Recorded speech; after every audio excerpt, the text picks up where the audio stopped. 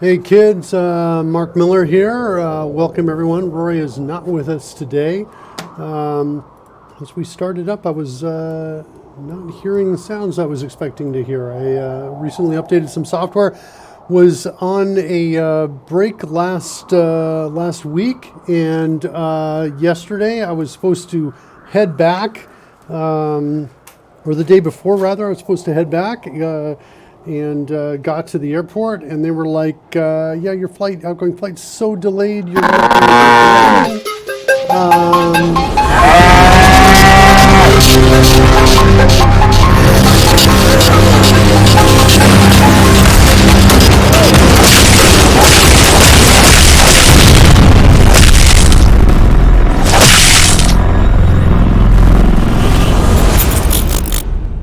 hearing some sounds, but I'm not hearing the sounds from the effects that we're doing. The fanfare was super loud. Okay, hold on. Well, thanks for that part. Let me see if I can solve that a little bit here. What's interesting is I'm not hearing that anymore, and I'm not sure why. It's slightly disconcerting now.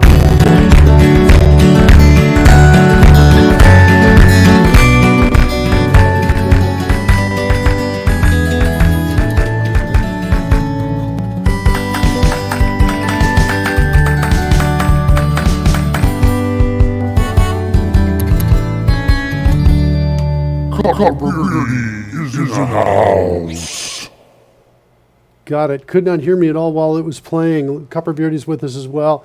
Yeah, I'll talk about that in a second. Let me see if I can figure out why I'm not hearing the sounds. That is super interesting to me.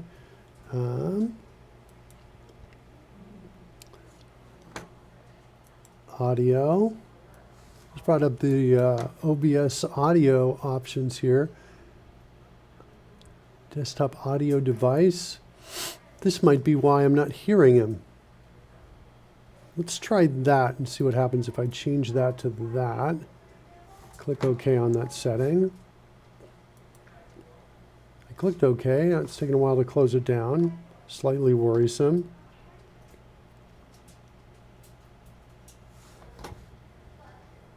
Okay, closed it down. Now let's switch to another scene here.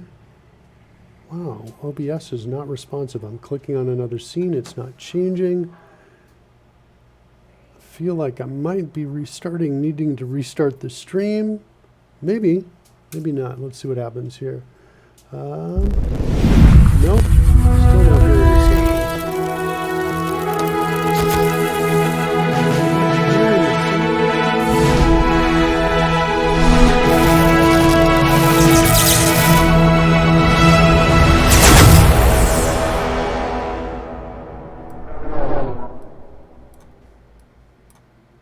Yeah, it's like OBS is not outputting any sound, any audio at all for me, unfortunately.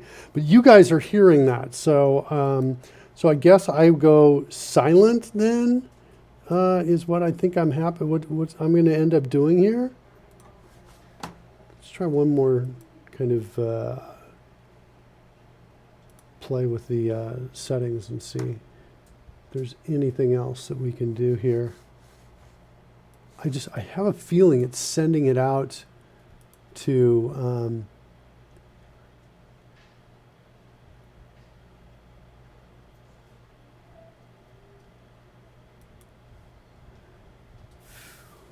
yeah, I have a feeling it's sending it out to here is what I have a feeling it's doing.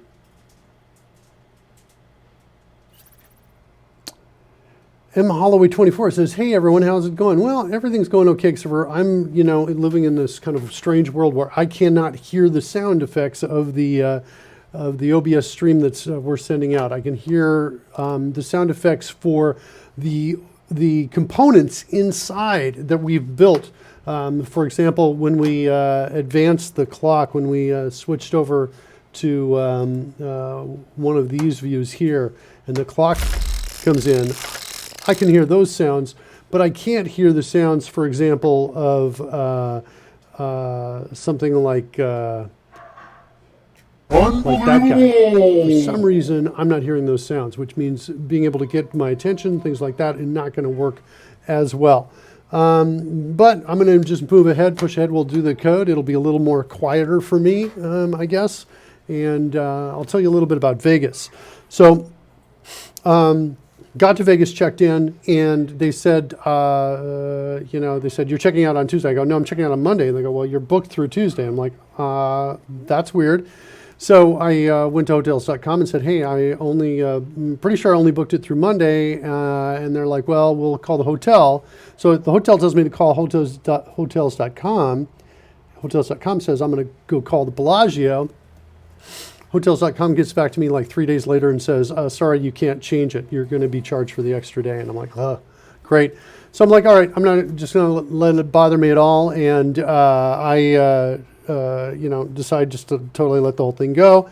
Get to the airport on Monday to leave. And they say, your outgoing flight's delayed by about 2 hours. You're not going to make your connecting flight. We have no other flights getting back to Costa Rica.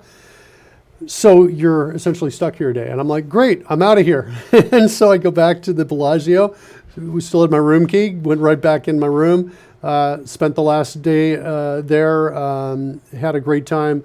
No kids at all, and no dogs, no pets, no responsibilities, really, other than just stay alive. And we had a great time.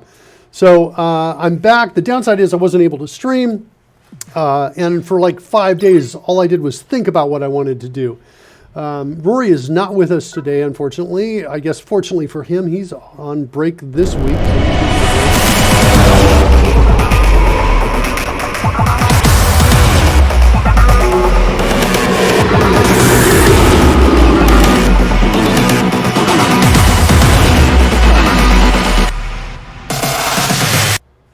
What's crazy is Microsoft Edge is reporting sound is coming in. I don't even get that. Why is Edge producing sound? That's really loud. Okay, hold on. Let me drop this down. Sorry, I have no way to monitor this right now. I think this is going to impact it. My apologies, M. Holloway 24 and everyone else. I'm having sound problems today, and I have no way to get a sense of to monitor them apparently. So I'm just going to do my best here, drop them down, and we'll see how the sound is.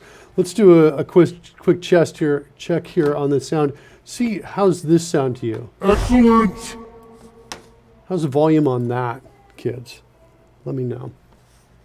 All right, so today, well, two things. Legendary Moo's with us. Legendary Moo offered up this really nice pull request that took our, let's see, we'll go over to, I think it was impacted Mr. Announcer Bot, if I'm recalling correctly.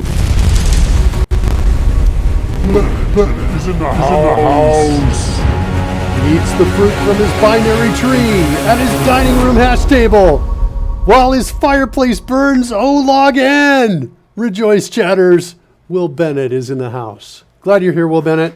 Nice to have you with us. How was the sound on that, kids? Was it any better? Let me know. I apologize. I'll work on that for tomorrow. Did not know we were going to, that's what we're going to deal with today. Let's see, VIP greeting somewhere in here, I think. Here we go. So, yeah, we got a new VIP greeting, which is coming over here from vipgreeting.cs. So if you want to create your own VIP greetings, you can do that. And basically nicely pulling out, creating our own class for doing that. So that was the pull request from Legendary Moo. Thanks so much for that. We're actually running that right now. So that's it. I'm not sure though. I didn't see a custom. I'm just looking through the chat room here. Legendary Moo didn't see a custom one for you, so I'm not sure that we're actually. It's actually working there, working as expected. I haven't actually looked through your greetings with a great deal of care. So let's go take a look at that. See if Legendary Moo, greet Legendary Moo. Oh, yeah, there's a 1 in 4 chance that we would go through and give them a regular greeting, so that's all good. Okay, so at this point, I'm going to assume nothing's wrong. So what are we doing today? Well, this is what I've been thinking about, and it's like what I love, I guess, about my mind. Here, I think this is the right folder here. Let's open this up. Yeah, this is it. What I love about my mind is sometimes I have the ability to think of things that are more complex than I think I can actually hold in my head. The stream was cutting out on me during the last part. We'll watch the replay. Okay. All right, Codebase Alpha says it was fine, I think, in terms of sound. That's what we're talking about. So I'm able to kind of sometimes think about things in ways that are kind of like teeteringly, at least for me, they seem on the edge of complexity. And if I'm not able to code, I can kind of hold those for a while. And I'll show you what I've been holding in my head here. What I want to do for this is for the Dungeons and Dragons game. I have some effects here that I've essentially created. I've got a 3D rendered sword out here, so you can see this here that's coming up. The sword comes up out, and this is for when the player says, for example, I want to use my longsword. And so what'll happen is we'll click on this, and when we click on longsword, the longsword will come up. So here's the longsword or the greatsword coming up right here. And then, so it comes up, and you can see here it's about 7 or 8 frames, gets into this position right here. Then it kind of starts to rock over from left to right, over to the right side here. Oops, I just realized the preview is blocked by the chat window. Sorry about that. And then it comes back and works its way all the way over to the left side again. And then it slices. It comes back like this. And you can see it. There it is right there. And then we can come for a slice. We got some nice motion blur on that too. And so that is the 3D rendering of the greatsword. And then also behind it, we've got the 3D rendering of what I'm going to call this magic effect. And that is designed to go right behind it. This is something that I made, although I purchased the 3D, I purchased this guy right here. In fact, maybe I'll show you this. We'll go into After Effects a little bit and show you how these pieces were built.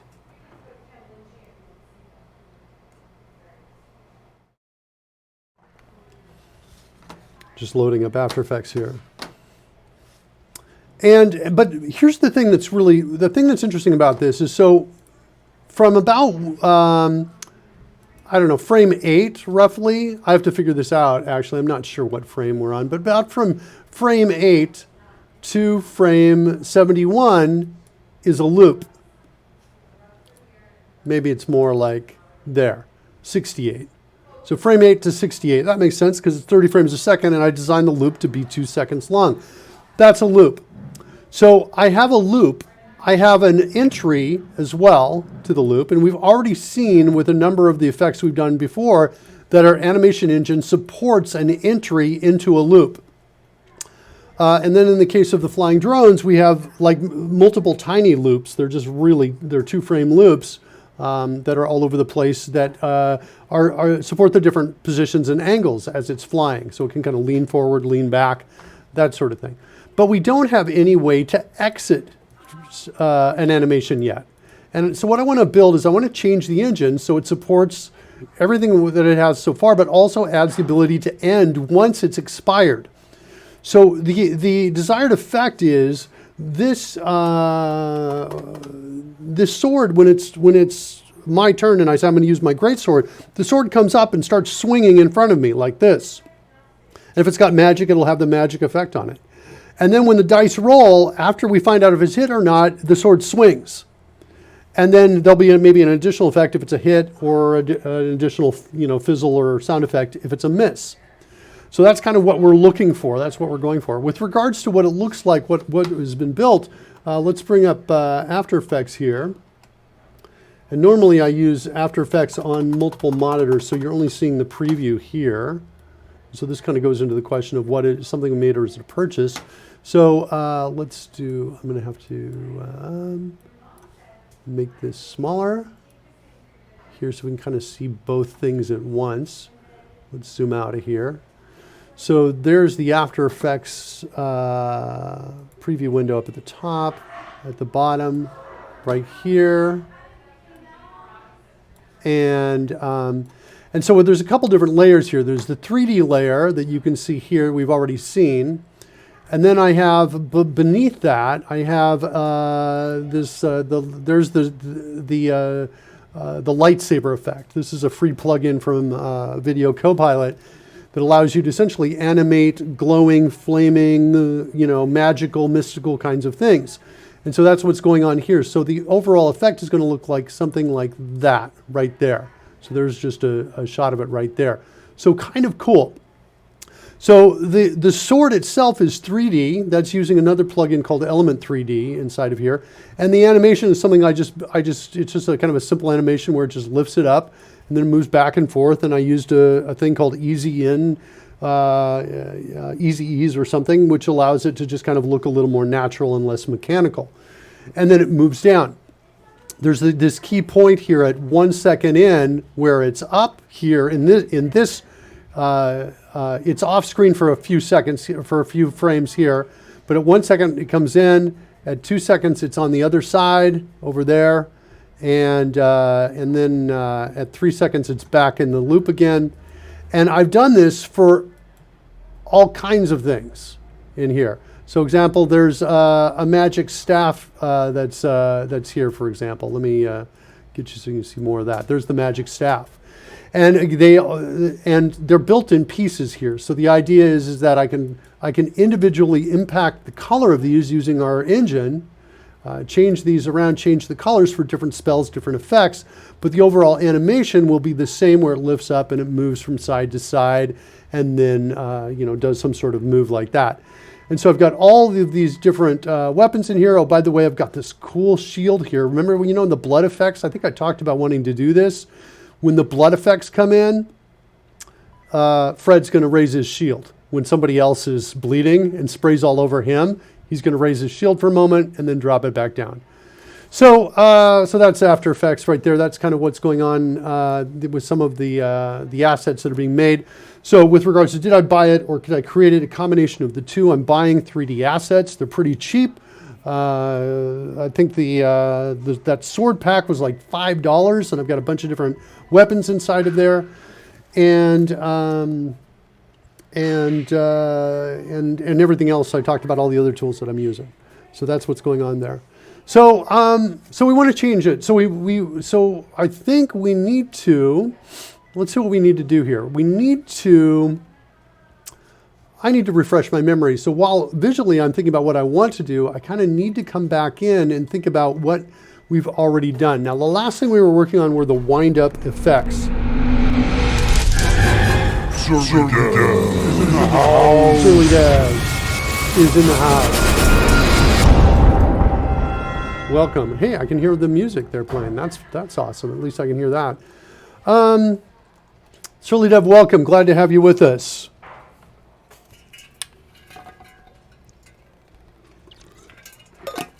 Jetsom's here too. Jetsom. Fred of the Cat. Fred of the Cat, I haven't seen you before. ALR Vermont Systems is here with us as well. Welcome, welcome, welcome. All right, kids. So let's look at the wind-ups. Refresh our memory on what we were doing with the wind-ups here.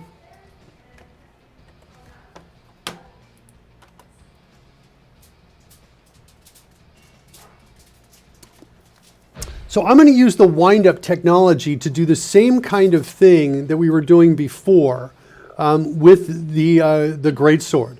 So let me go find the greatsword. And so I'm going to send some code over that is not going to work initially, and then we're going to make it work. There's the greatsword right there. Let me set a breakpoint here. We'll get our app up. We'll come switch over to Ava. Looks like I need to send some player data there. Initialize the player data. Well, there's our breakpoint. Let me just run it here for a second so we get everything going. Switch over. There we go. I guess I'm going to send it one more time. So there's our breakpoint.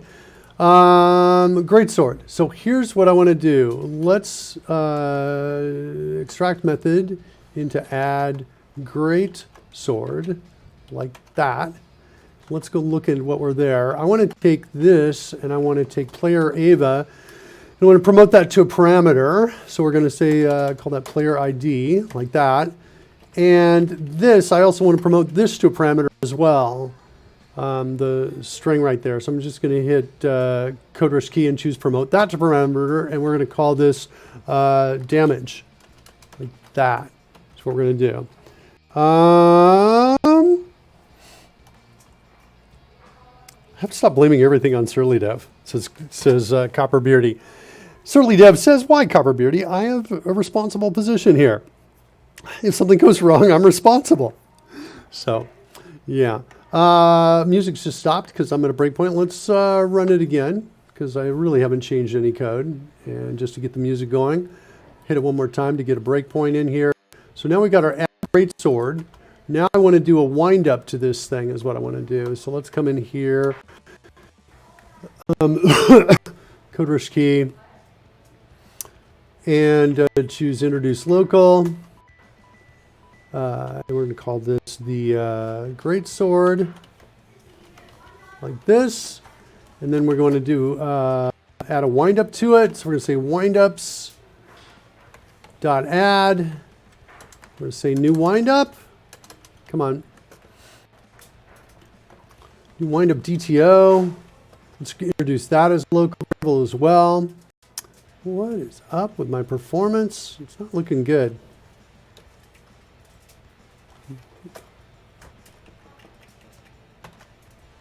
All right, and we're going to call this the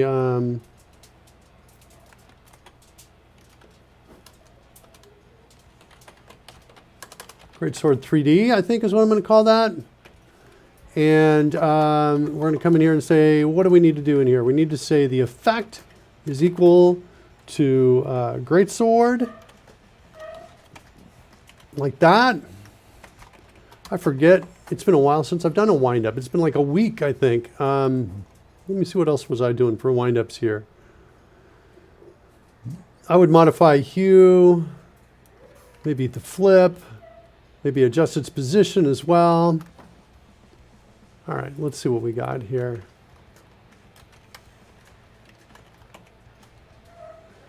What do I want to do here? Let's change the hue to 330. Well, I actually don't really want to do, I don't really need to do any of this. Actually, to be honest. And I had that in the wrong place anyway. I think I'm going to just accept Greatsword as it is. And to see if that's enough. So we're going to run that. And that's going to do essentially nothing at this point. It's just going to send over this effect, which doesn't exist yet. And so what we need to do next is go into the code and modify some changes. Now we can test it out over here. Now there are two layers. There's a front layer and a back layer. Back layer means behind the player for effects, and front is in front of them. Now for the wind-ups, I'll just show you this right here. Let's go over to the dice here. Let's switch to me, my character, and let's switch to like Chaos Bolt. There you go. So wait, what's going on here? Looks like something's wrong here. Why am... Let's see here. The scroll overlay, is it in fact behind me? Oh yeah, it is. It's not wrong. It's okay. It's just that it's either its scale is wrong, maybe it's looking like the scale is wrong. But basically that's what's happening here. So you can kind of see the effect coming back. There you can see like the effects coming behind my chair and coming around it. That's the idea there. And so that's kind of what's going on there with that. That's what's going on there with the back and the front. Here's another example here. You can see it going around me there. So this is what we were building before. See, as I move out of the way, you can see it go behind me. This effect that kind of circles around. And so the windups were built for that kind of effect. The weapons are all in front. So we're going to do a windup, but we're only going to look at the front. So what we want to do here is we want to check. We can test it out on the over here. What is it? Dragon front overlay is what it was. Dragon front overlay. This page, we'll be able to test it right there.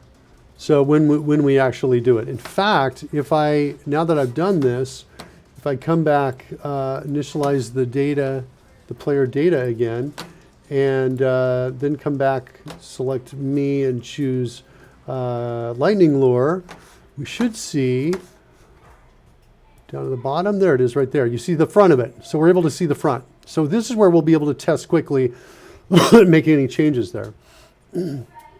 Okay, so with that, let's close the scroll so we can see more code. Let's come back over here. And we want to now switch over into the Dragon Front overlay space, the Dragon Front game, which is here. And we want to load up those sprites. We want to, do some things there. Whoops, sprite collection. That's not what I wanted. Dragon Front game. This is what I wanted right here. So we can see some of the effects that are being loaded up here. And I think in the Ancestor class Dragon game, let's open that up. This is where we actually load up the effect.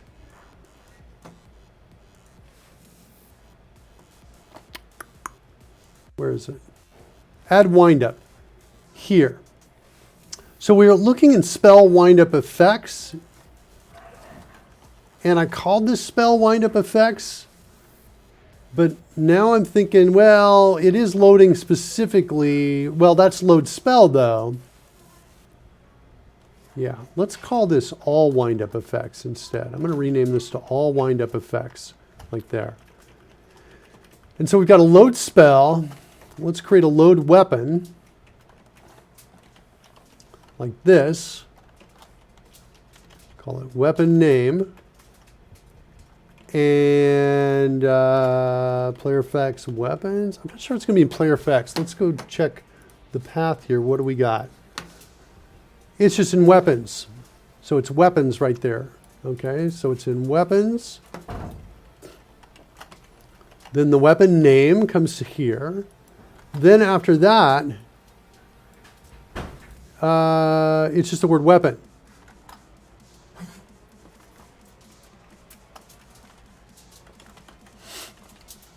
And the layer suffix is whether it's going to be front or back. There's no layer suffix because the weapons are always in front.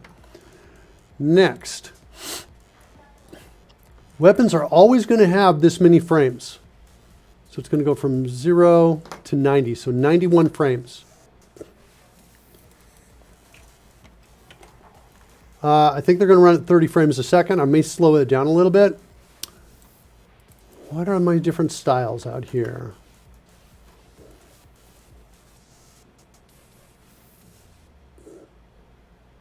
Yeah, I think it's loop. Then we need to say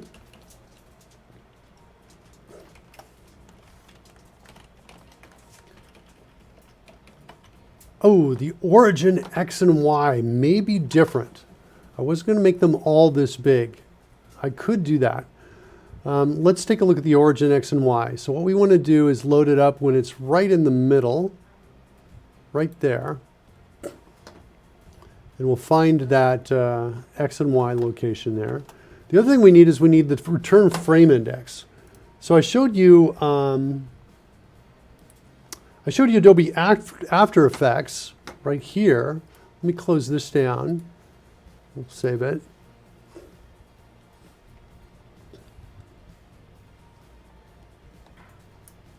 I'm also going to show you Premiere Pro because I use that as well because Premiere Pro is going to tell me what the frame numbers are where everything needs to go.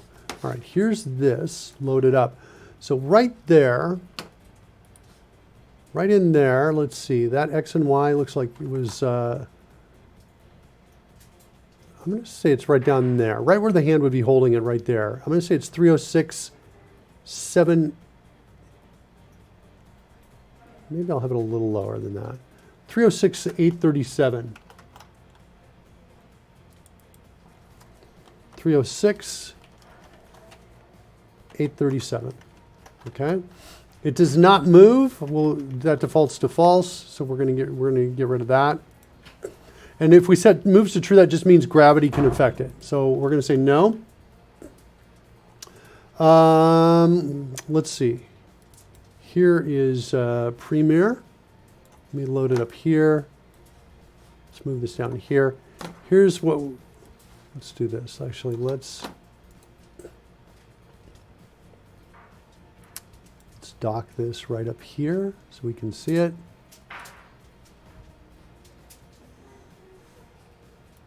All right, so here we can see, let's do a fit so we can kind of see what's going on. Here's the animation right there. The two together look like this. And inside here is where we have the breaks. If I can go right to that spot. So it's at 12 frames in is where it starts. So it's at 12. Okay, so we're going to come in here and we're going to say return frame index is what I think we're calling it.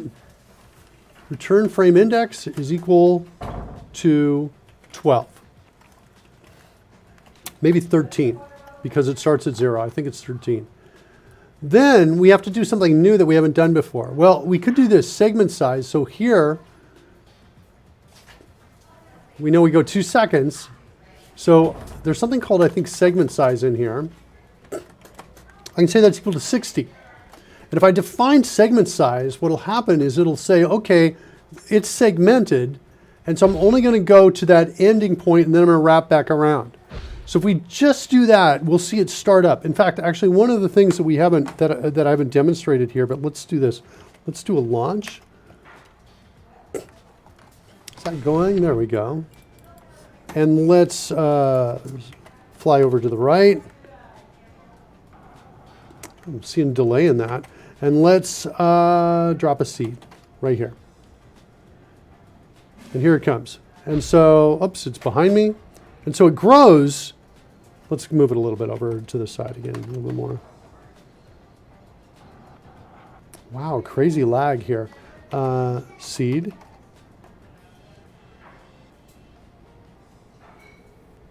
All right, so it grows, and then it's in a loop that just goes until we fade it out.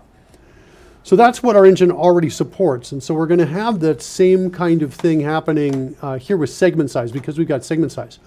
But what I want to do is make it so that if the sprite, the sprite expires, that it just plays to the end.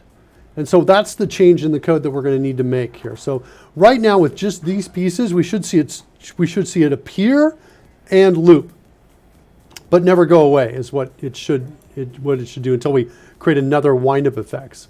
So there's the weapon piece right there, the load weapon. And I think that's, now what's going on here, we're actually, yeah, what's interesting is we're assigning these to locals, but we're never ever using these locals. I mean field variables here. All of these are like, all of this could be simplified to just this.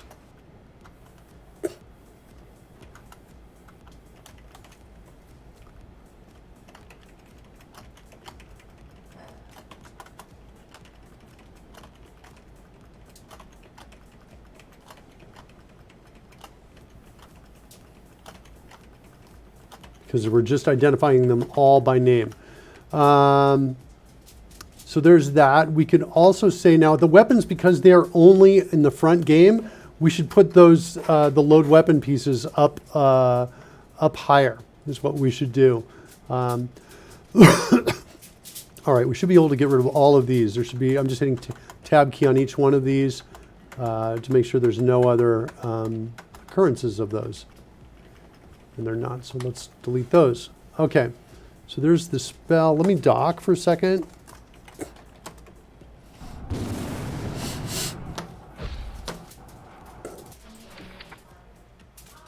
And I think we need a handle magic. I don't have a way of handling magic yet, so I need to give that some thought how we're going to handle the magic on there.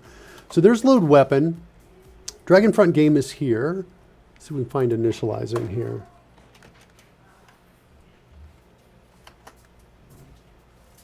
No initialize here. Okay, hold on a second. What am I must be filtering on something. Looks like I am. My types and my members, let's go ahead and turn those back on. All right. Whoops. Drop it down, init.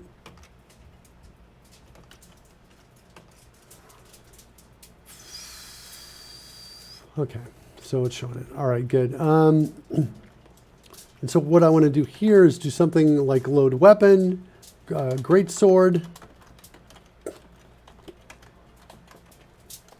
and is that all I need to do? Is that my only parameter? No, it's this dot load weapon. Yeah, it's only that. That's the only thing I need.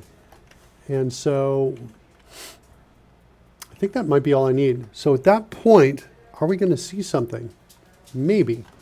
Let's try refresh. Let's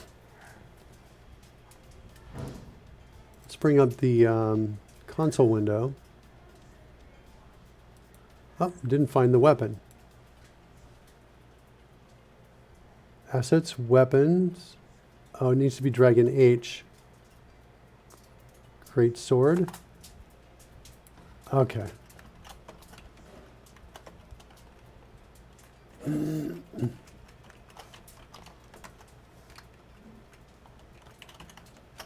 That might be what I need to do. Let's try refreshing again.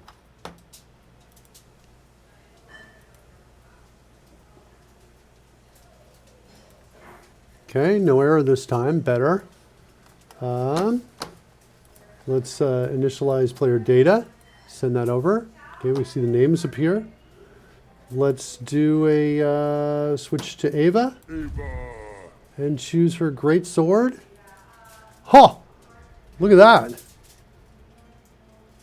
Okay, but segment size doesn't seem to be working because it's slashing. And look at this. What's going on with our frame index errors we're getting in here? Some weird frame indexes here. Segment size 60. Maybe I am return frame index. Maybe I am not understanding my own engine that I wrote.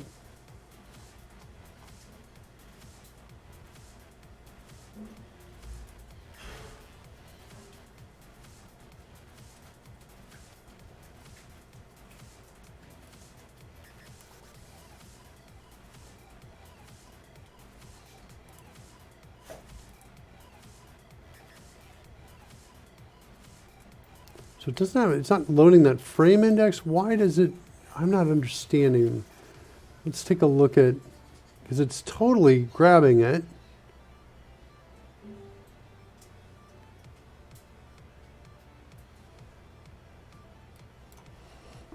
Let's double check something. I'm wondering if, yeah, and it's faster too, right? I think it's running faster than what I'm expecting it to do. Yeah. So I think my theory is, let's go into part here, is that we might be loading every other piece in here because it's large and its optimization is going on here, I think. Let's go look at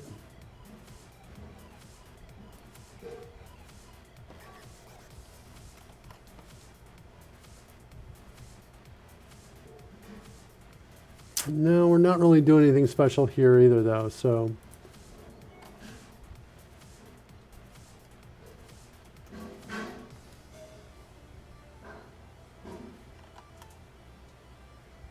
all right, let's go find part.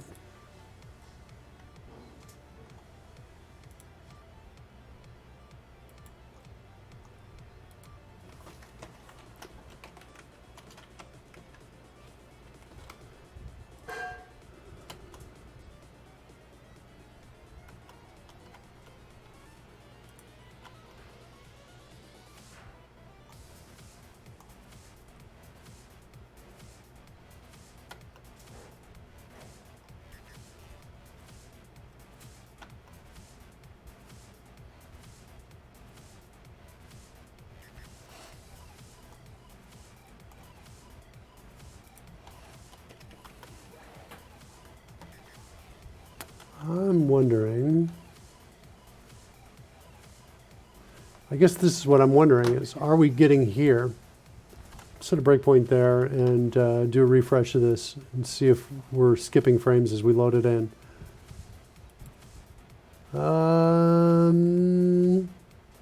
We are.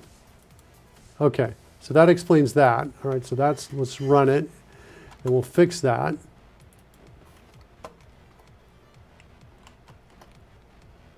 Because we want to bypass the frame skip. Let's go to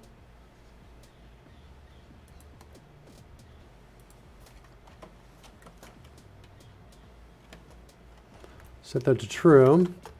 That might solve both problems that we saw. So refresh. Okay, send the data. Switch to Ava. Choose her greatsword. There we go. Oh, so why is it coming up though? Return frame index should get us right back to the beginning. Let's go figure that out. Yeah, return frame index 13. Let's go look at segment size again. Look at our code here.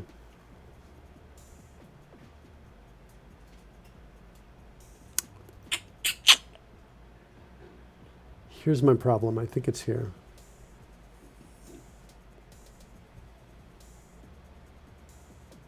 Okay, this is my problem.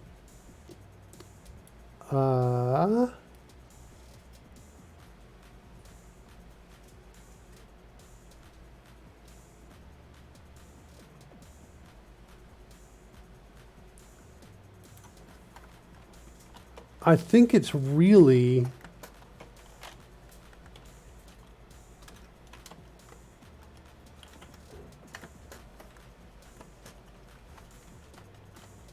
I'm getting IntelliSense here. I think this is what it should be. Why do I not have?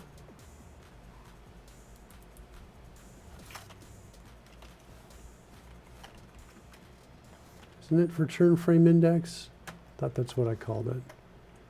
Or is it just something else going on here? Is IntelliSense it's not helping me? Oh, return frame index is not known inside. Is that right? Return frame index needs to maybe be passed into it.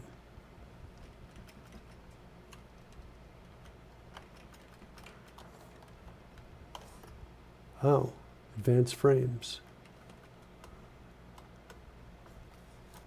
Frame count -1. Ooh.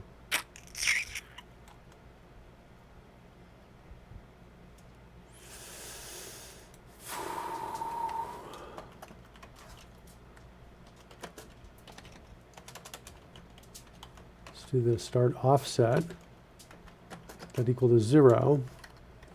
Then I want to say if return frame index, I really want to do this here. Let's do it up here.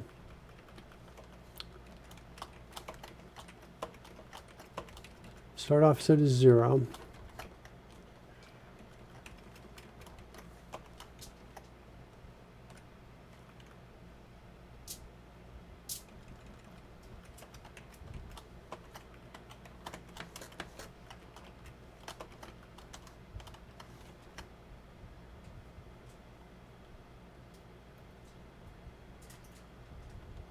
I'm going to try that, is what I'm going to try to do.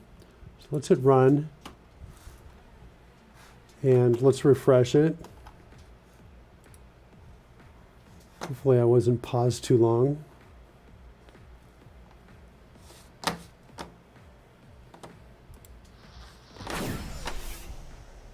All right, there's the overlay. Let's send over the data. Switch to Ava. And great sword. Now loop. No, oh, it went to the end. It continued, it didn't loop.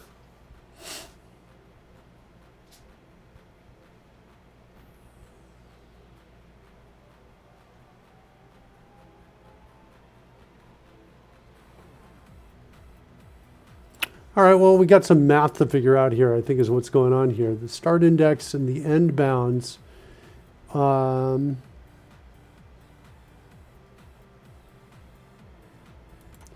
Let's go look at advanced frame real quickly here. This is start index and end bounds here. If it's greater than end bounds, it goes back to the start index.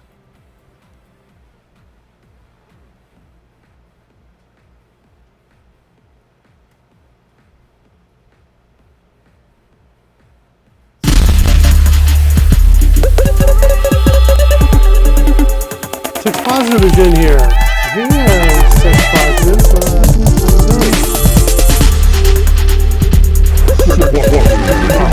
Sex positive in the house.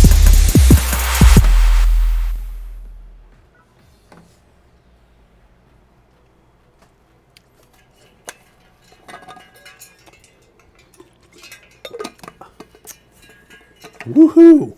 Says sex positive. Sex positive, did you have a good vacation in Vegas?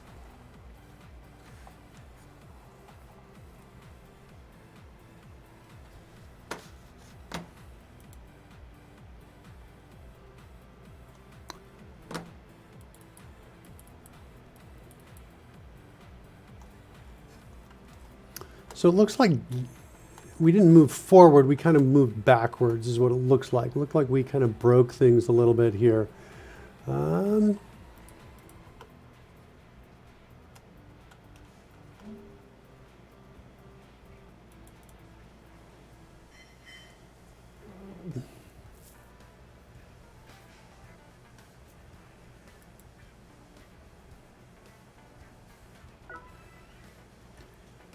Did you give your beautiful wife the information she needs? Oh, yeah. Hold on a second. I'm going to give my beautiful wife the information she needs right now.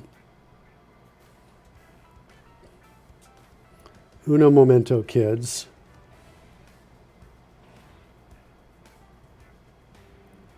Here it comes, Karen.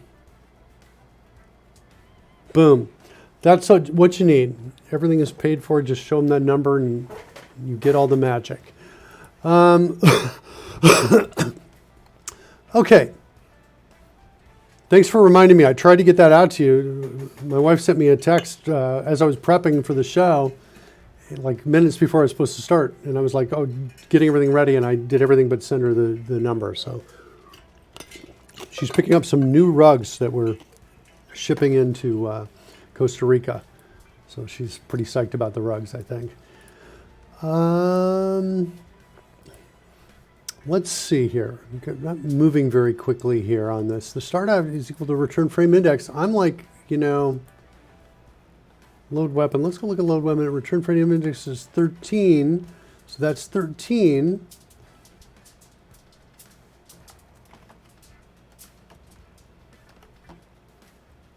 So start off says it's going to be 13 coming down here. That means our start index is going to be 13 plus our frame index minus the start, the frame index mod, the segment size. Segment size is going to be 60.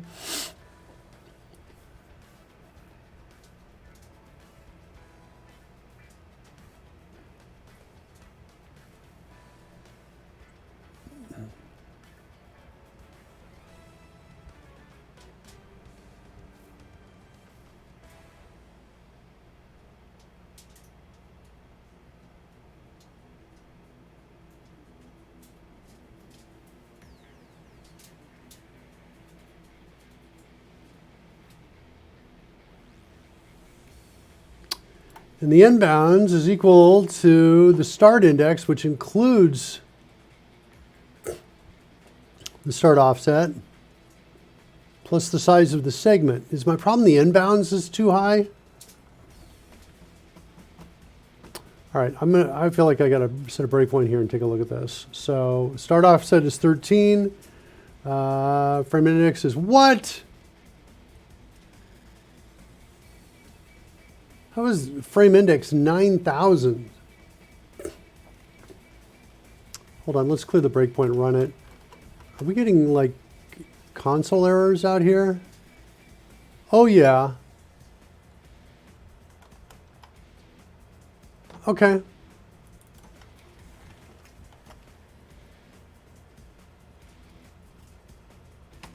Yeah, it's going to take more thought to make this work. All right, let's refresh. Let's undo that change and refresh a second. Back it up.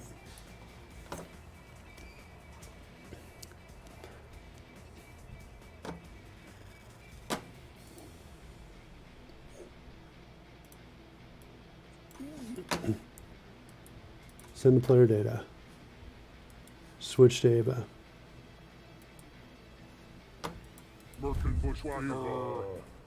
Select a great sword. All right.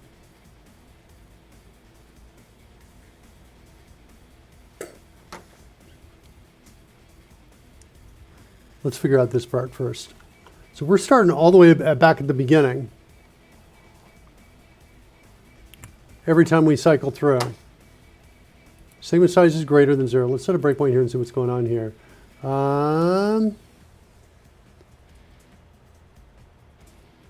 So 10, we're at frame index is 10 here. We're currently at 10. We're at the beginning. Let's run it again. 11, 0, 55. Okay, let's do that. Work with that. So at 55, we get a start index of 0.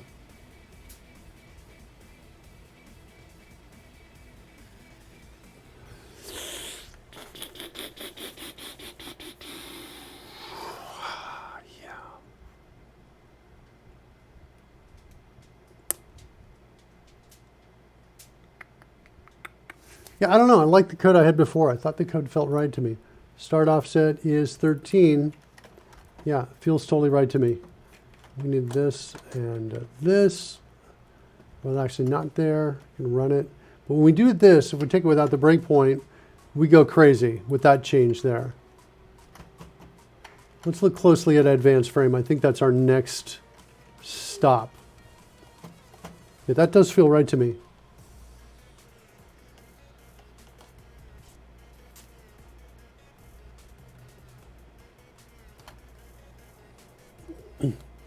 Yeah, we should get a start index of 13 and 73 as our end point. Let's confirm that here. We're at about 13 and then 73. If we click on that, oops, let's bring this over so you can see the preview right there. So there's 13. CodeMan Code says, whoa, meeting over now, time to lunch and learn. Hey, I'm just trying to figure stuff out right now. All right, and there's 73. If I click on this preview image should look about the same. Yeah. So then 73, then comes back over to 13, and then we're, yeah. So it should be going between 73 and 13. By the way, CodeMan codes, yeah, we'll learn together. Yeah, I'm trying to, we're making small changes to the animation engine to support a lead-in animation, then a loop for some amount of time, and then an exit animation. And so that's what we're looking to do right now. And so we're looking at the advanced frame. That's about where I'm about to drill into next here. So at this point, with this breakpoint, well, let me refresh here. So here's what we've got. But it's supposed to loop and start right here. So it's just supposed to swing back and forth is what the sword is supposed to do. But it is not doing that.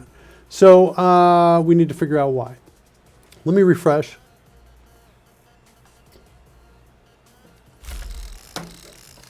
Let's close that scroll so we can see more stuff in the background. Of course, now that's closed, we're going to open it back up again because we're sending the player data out. We're going to switch to Ava. We'll go ahead and hide that scroll though. And now I want to look at my breakpoint and I want to verify that I'm going between 13 and 73. Start index. I'm hovering. Oh, I'm at the breakpoint, but I haven't hit it. Okay, let's hit great scored to bring it up. There we go. 13 to 73. So that feels totally right. My frame index is currently 0.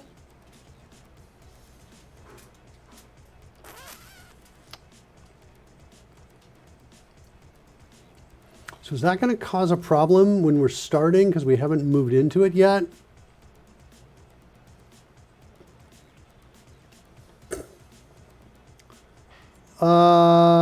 Let's do this.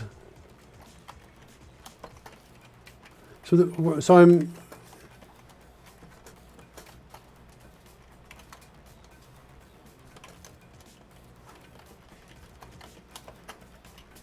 Let's do that. Okay, let's run it. Let's refresh it.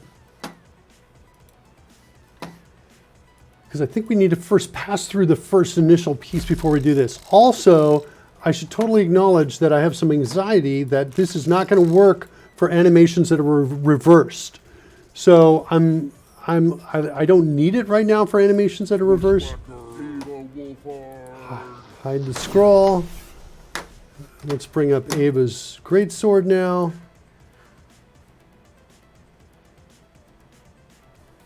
And it's just placed once all the way through. So let's see here. Frame index greater than or equal.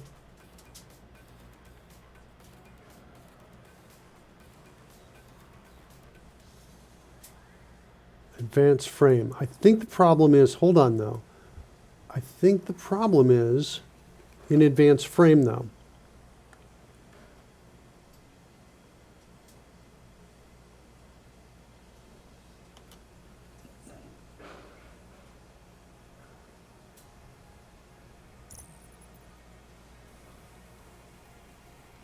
Baby, I sent it to you. Check your messages. Check your text messages. You didn't get it. It's right there. Look at your text message.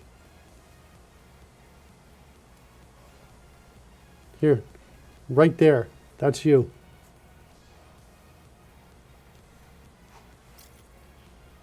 Or I will laser you. Baby, don't laser me. You don't have it? I'm going to type it in actually by just text here.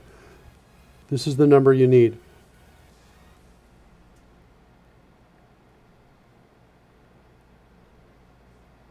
That's it right there. I just sent it to you text. Okay, check your messages. You should have it. This is how my wife and I do business. I basically go online and live stream just so she can chat with me. It's a very polite way to talk to each other. Or I will laser you. All right, let's look at advanced frame. I think something's wrong with advanced frame or with the way I'm thinking about how the return frame index is working. If frame index is greater than frame count, what? Frame count is how many frames we're popping in here. What's frame count? It's the whole overall count. Well, hold on. That's not what I'm worried about. I'm worried about inbounds here.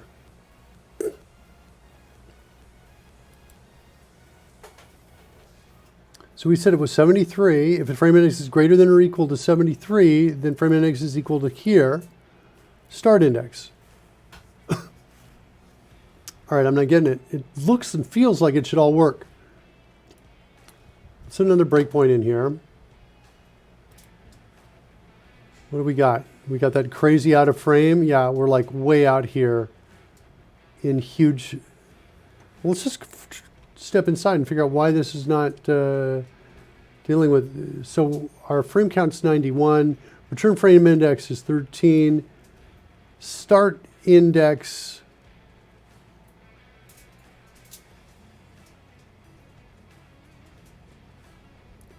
Start index is calculated really high. Hold on a second. Because our frame index is so high. Oh, I'm starting to see what's happening here.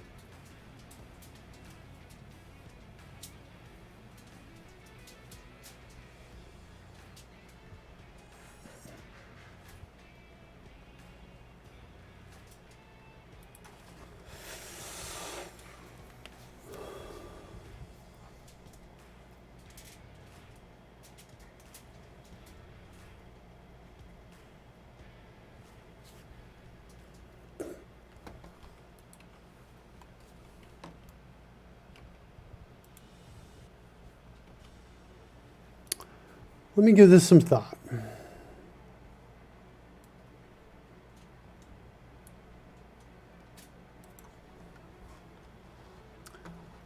Let's, I think, refresh. And I want to step into this as the data is coming in, you know, the first time. So initialize player data. Choose the great sword, and we should get our breakpoint. All right, here we are the first time. So now we're at frame index 13. And we're going to come down here. We're going to say the start index should be 13, and the end bound should be 73. All right, let's go into advanced frame. Just check out what's going on here. Milliseconds fast, less than frame interval. Okay, we're getting out of there. So not time to draw yet. Let's get to the next one. Frame index is still 13. I'm just going to keep hitting F10 on this right here. Frame index is 13. What is going on here? I said F10, I meant F5. There we go. Frame index is now 51. So our start index is 13 still and 73.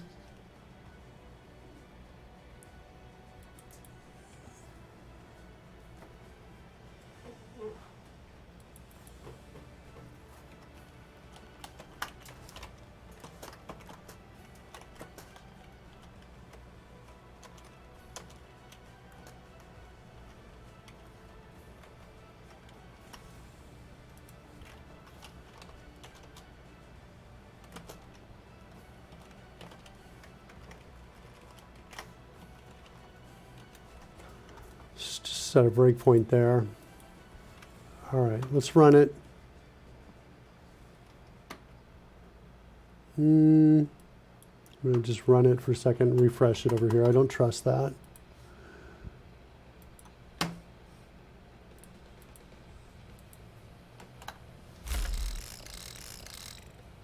Try and set a breakpoint on the console log line. Should let me do it now that it's refreshed it. Not letting me do it. Oh, I didn't save. Save. Refresh.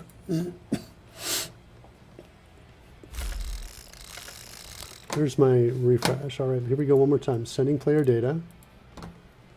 Switching to Ava. Selecting the greatsword. We should see it animate for just a bit before we get our breakpoint. No. Oh, there we go. Okay, cool. So now, start index is 73.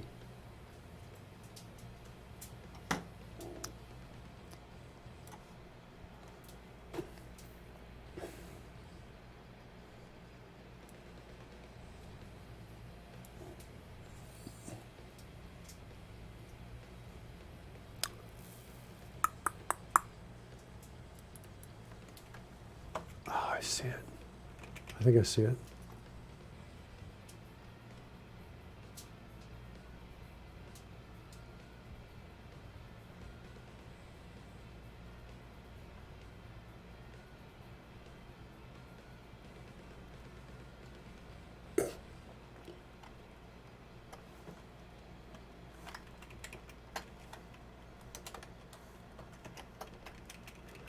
I think it looks like this. That's what I think it looks like. Let's just run it, refresh it. It's saved. Send the data. Switch to Ava. Choose her greatsword. Comes up. Okay, we don't get the breakpoint this time. Does that mean we're not getting those errors anymore? Nope, it does not mean that. We're getting those errors. Just continues to advance the frame. So what's going on now?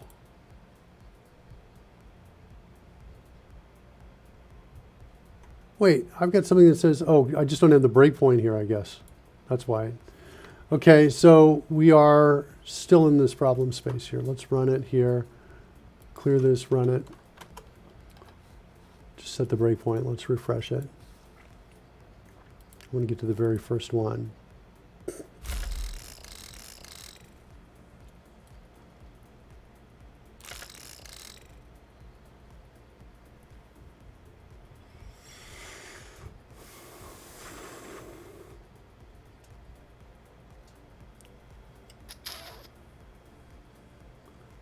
Yeah, hold on.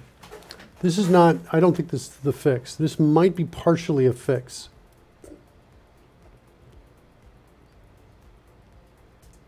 Yeah, I think that's part of the fix, but I think the second part of the fix is inside advanced frame itself. Is that true? 73 should go right back to 13. All right, I'm gonna set a breakpoint here. Okay,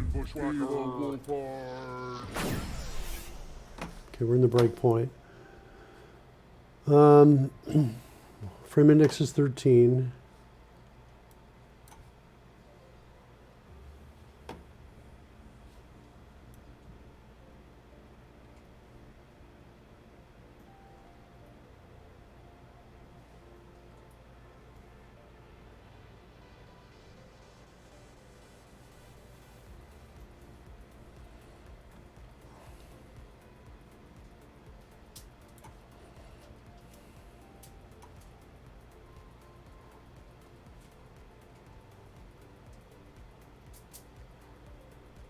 Okay, I'm totally wrong about this apparently.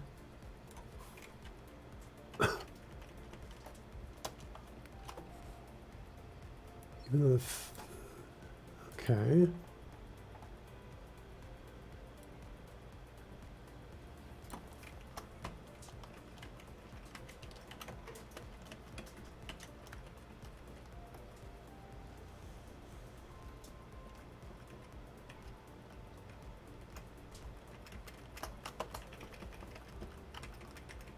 Let's do this instead. If sprite frame index is equal to, I don't know, 73, 74,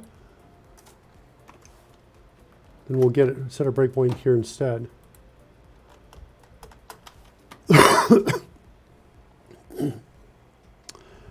Codebase Alpha is asking if we're getting anywhere. No, I'm fantastically not getting anywhere. All right. And sending player data. Here comes a greatsword. What? I totally would expect it to hit this breakpoint. All right, let's change it to greater than 73.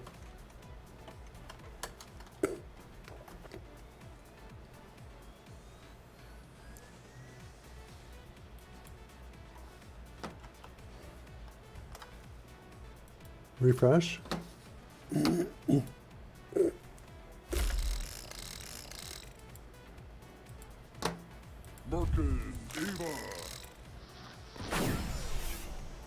right, here's the greatsword.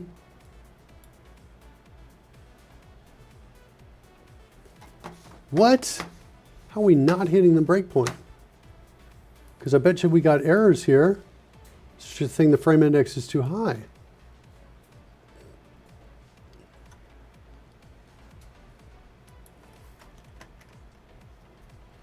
Are we just down here instead? Oh, look at that. I set a breakpoint here and now we get to this point? Okay. Let's run again. All right, I'm gonna have to refresh. That was weird. Not sure why that did that, but all right. Refresh, set my breakpoint.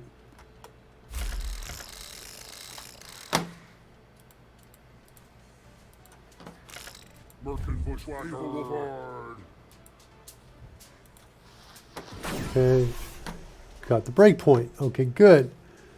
So advanced frame just failed.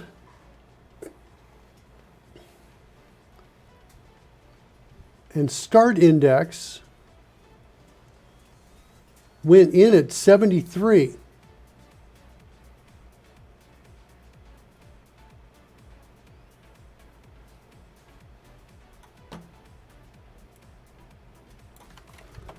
let's look at this.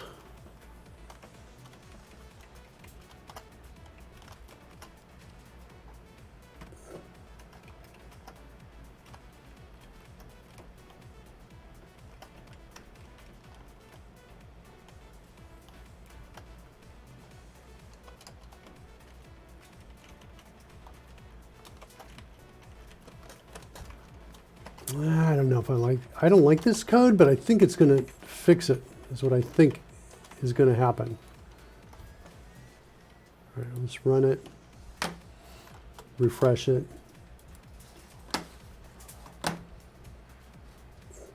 Send the data.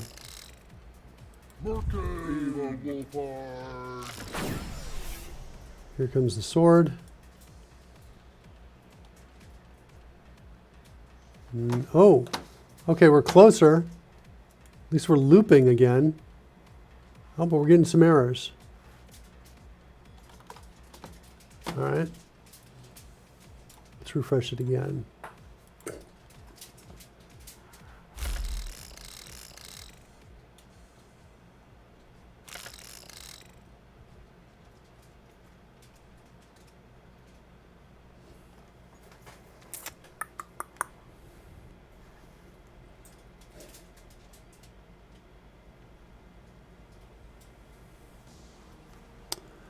Okay.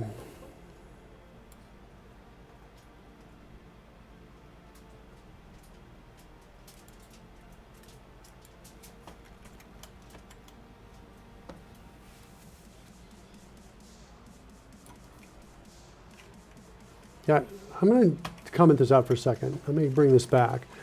But I want to get a little tighter on this. I think we were getting one frame too late. I think if we're at 73, frame index 73. Let's look at that a second.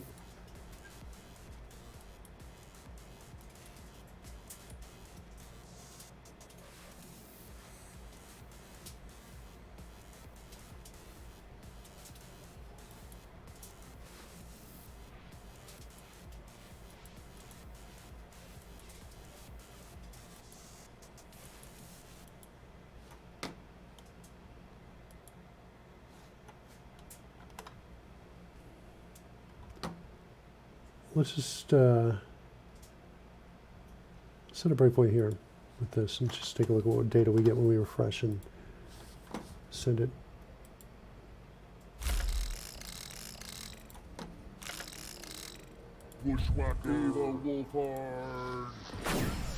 Great sword.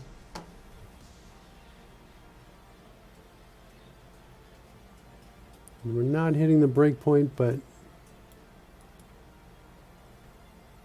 we're certainly there, which means we got that weird thing happening where the breakpoint's not hitting.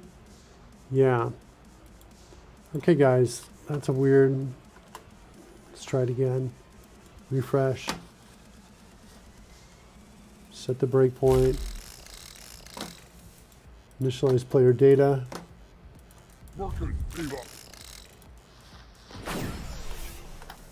Great sword. Okay, cool. All right.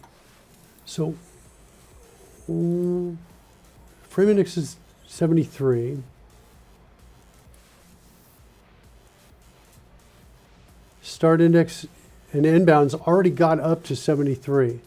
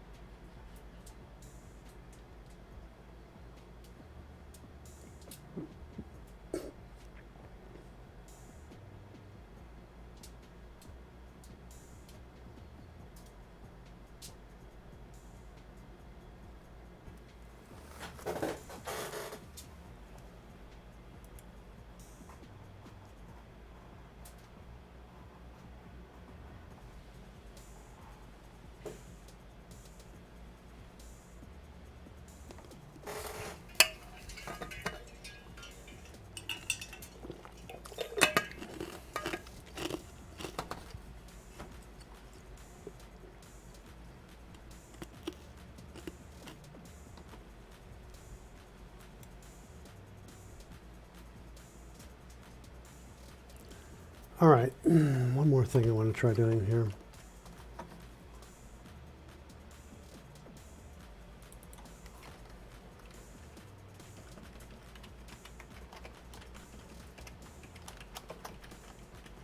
Trying to figure out where the problem is. Is it in part 1 or part 2? Is it up here in this logic, or is it down below? All right, let's refresh.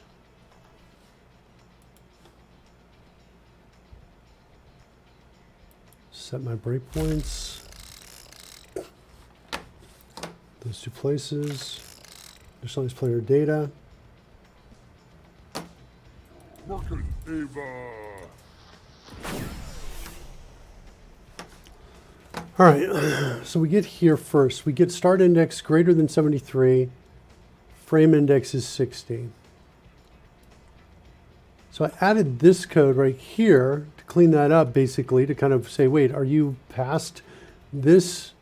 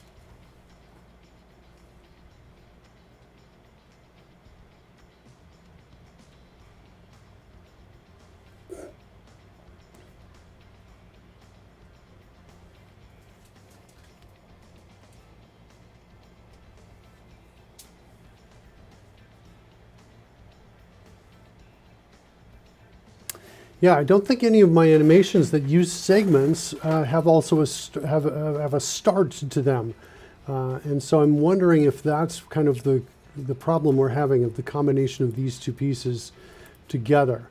So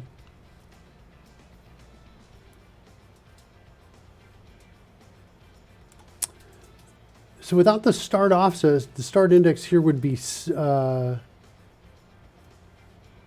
be 60 is what it would be. Let me go ahead and just run it so we get the music going here.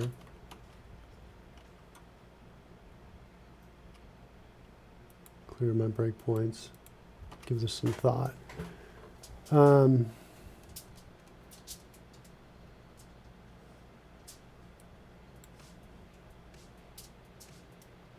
Yeah, it feels like moving this up by the offset should totally be fine and work.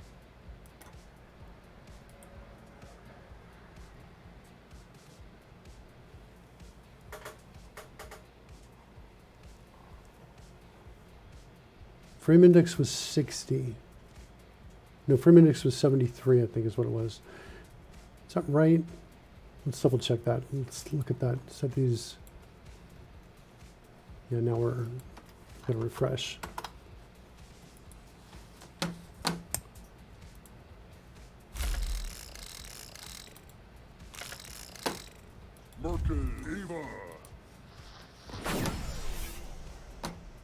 There's the great sword. Oh, guess we forgot this breakpoint. Try again. Boom.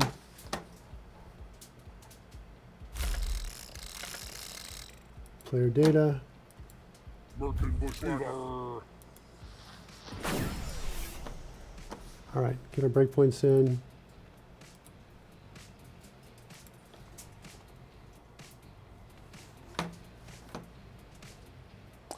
Here's a great sword. Okay, so the frame index is 60.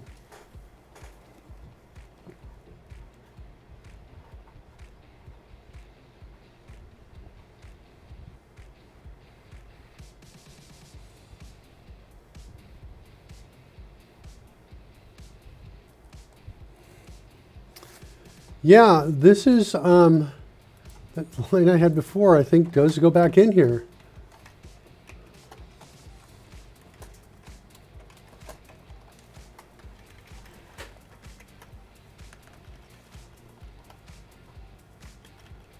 Or is this plus?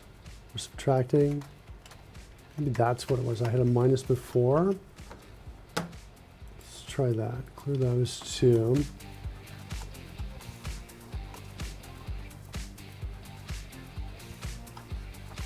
Refresh. Set my breakpoint.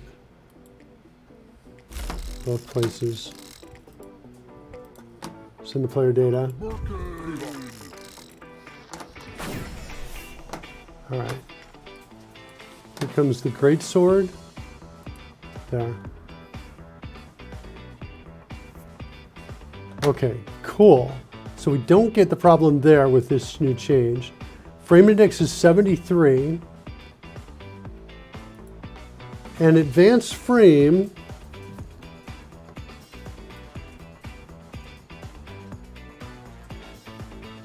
look at start index and end bounds.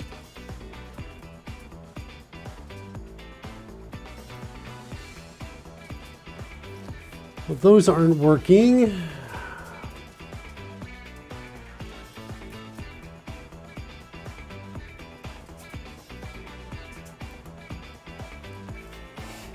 Well, then it says spinning. Codeman Coach. Codes is the DJ.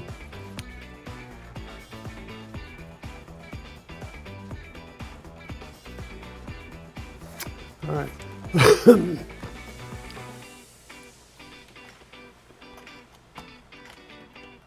All right, let's give this some thought here because I'm like, I think I'm clearly, my mind is spinning on this as well. All right, so the frame index we're in, mod the segment size, should get us how far we are into that segment. But how far we are has got to be shifted by the offset. So yeah, it should be, I think, a minus. Let's go back here and do the minus here. It does minus the offset. That's how far we are. And so our actual frame index, because the frame index could go higher than the segment size. That's kind of what's going on in a lot of these that we already have. So if the frame index is greater than that segment size, then this whole thing is, hold on, Clark AO is rating with a party of 24. Clark AO, thank you. Thanks so much. Brian, thank you for the raid of 24. We are in the middle of not actually, you know, me trying to wrap my head around some code here. Rated. Well, Ben, it's changing the genre. Let's save this a second. I think the genre will change the next time we get a meteor drop. Let's see if I can drop meteors here from this. Looks like I'm not. All right, I'm going to do a refresh over here. We are trying, kids, thanks for the raid, everybody. Welcome. We are trying to get some 3D sword animation happening here and have it work in a loop. So it's, I say 3D, it's was originally rendered 3D, but they're just PNG files using our game engine, trying to get it to go into loop. We're modifying the game engine a bit and having some trouble doing some simple math to calculate the return location. Also, we're having some trouble finding exactly where the problem is. So you're basically watching me figure out how to, where our problem is. So we just did a refresh. Let's set a breakpoint there and there. Send the data over.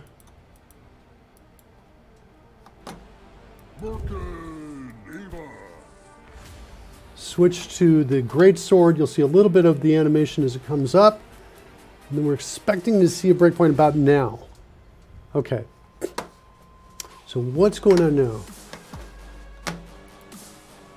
All right, this is actually good that we did change this. Okay, the start index is 26. That's not right.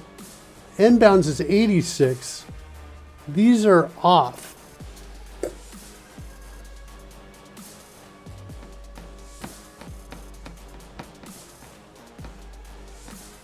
They're both up by the start offset. Is it really this? This music is totally inspiring me to fix this bug, though. I'll tell you that much. Yeah, I don't think it's an off by factor 2 code base alpha. I think it's coincidental. Will Bennett says, darn, Clarkio, I forgot about you today. Yeah, this music is perfect for fixing this bug. That's what I needed. All right, here we go. Initialize player data.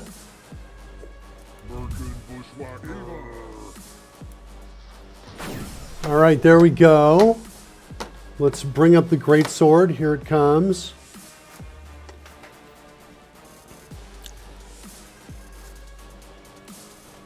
Kids, it's looping. Now, did it rise up? I'm not sure if it did or not. If I switch to another wind up, we should see that disappear. It does. Excellent. Let's switch back to greatsword and see if we see it lift up. It didn't. I don't think it lifted up. Is it lifting? It doesn't look like it's lifting. Maybe? Looks like it's fading in too.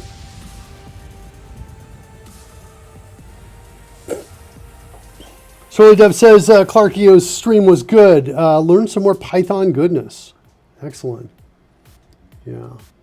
All right. Well, we are not learning Python goodness. We're just kind of playing right now, but we're kind of revising the engine. So it looks like it's maybe lifting. It's hard for me to tell. Let's change the speed. Let's slow it down, and so make sure we're actually seeing those lifting frame animations happening here.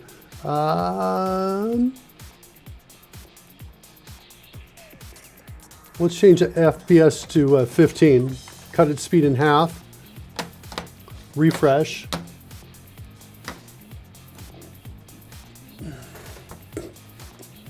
Let's do it also. I'm also going to refresh on the main stream. That cache as well. So we'll be able to see the sword effect right over me. Or actually it'll be over Ava, which will be to my right because that's her sword effect. So sending the player data. And let's do the great sword. Here it comes. Yeah, it looked like it did come up. Let's try it. Let's do a one more time. Let's do it again. Watch it. Here we go. Yep, it's raising up. All right, cool.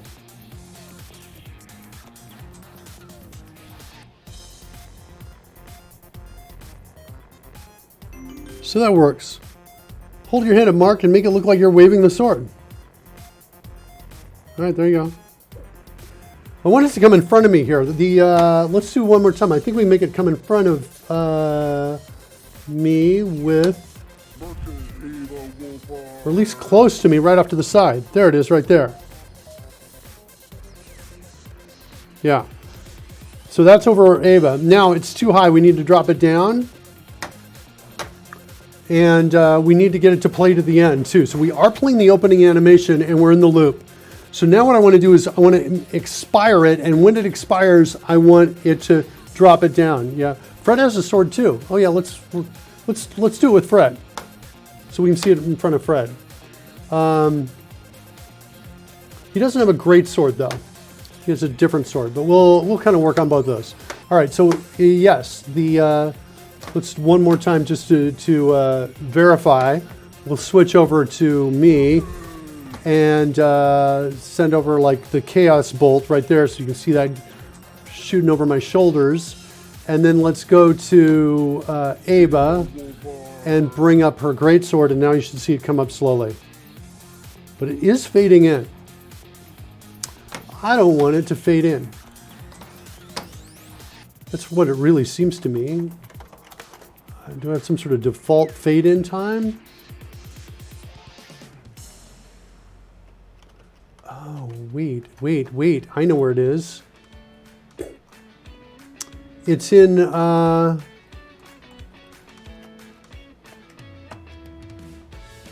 wind up. Fade in, wind up, fade in time. Ah, I know where it is. Okay, so somewhere out here we got a wind up DTO. There it is. And in here, we are initializing the fade-in time to 500 milliseconds. That's why I was like, wait, are we seeing it rise up or not? It's fading in. And we've got a fade out as well. We want to override that for, wait, hold on a second. That's the fade call. There. That's what we're talking about there. It's in the constructor for that. So we need to find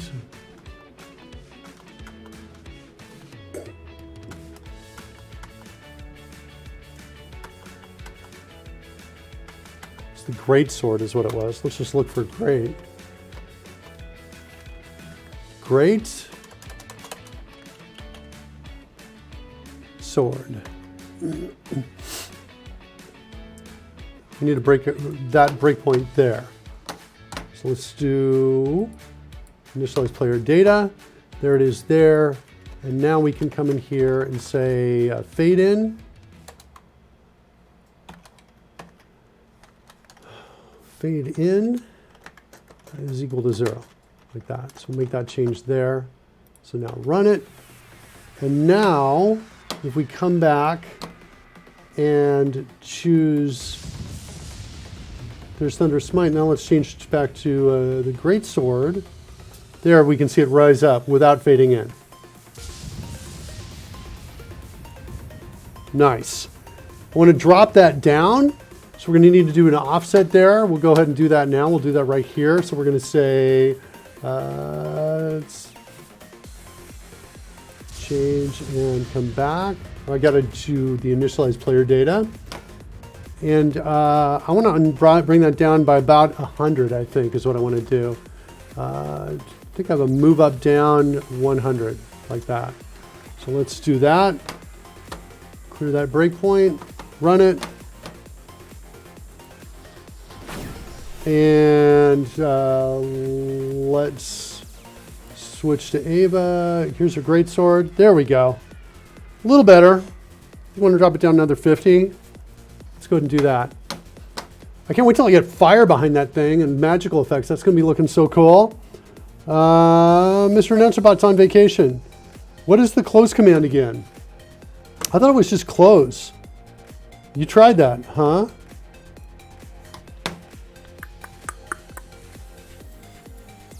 Let's go take a look at that.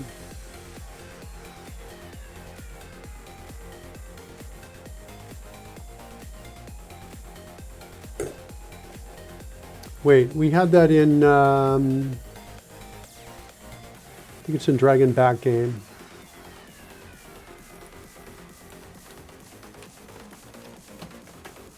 It is test close. Yeah, the Will Bennett test close should work. Yeah, it looks like Mr. AnnouncerBot is on vacation as well, so I'll try to keep an eye over on the chat room, do my best on that. Okay, does that mean also drones aren't working either? See what happens. Looks like drones aren't working. Let's do a refresh. I think it's all of the breakpoints, but the music is sounding so good though. Here, we're gonna lose the music for a second here. And I refresh the drone game. And now let's see if that's gonna work. If we type in Mark like that. That's not working. I'm gonna have to, is drone working? Drone's not working either. Restart everything to get that back. Might have to do that. All right, let's go ahead and we'll do the restart on that. Yeah, I'm liking the sword. The sword effect is looking pretty cool. Yeah, I'll drop it down another 50. Okay, so let's go back to where we were. Drop it down 50. Let's close everything down. We'll restart. Try to keep our breakpoints to a smaller amount here.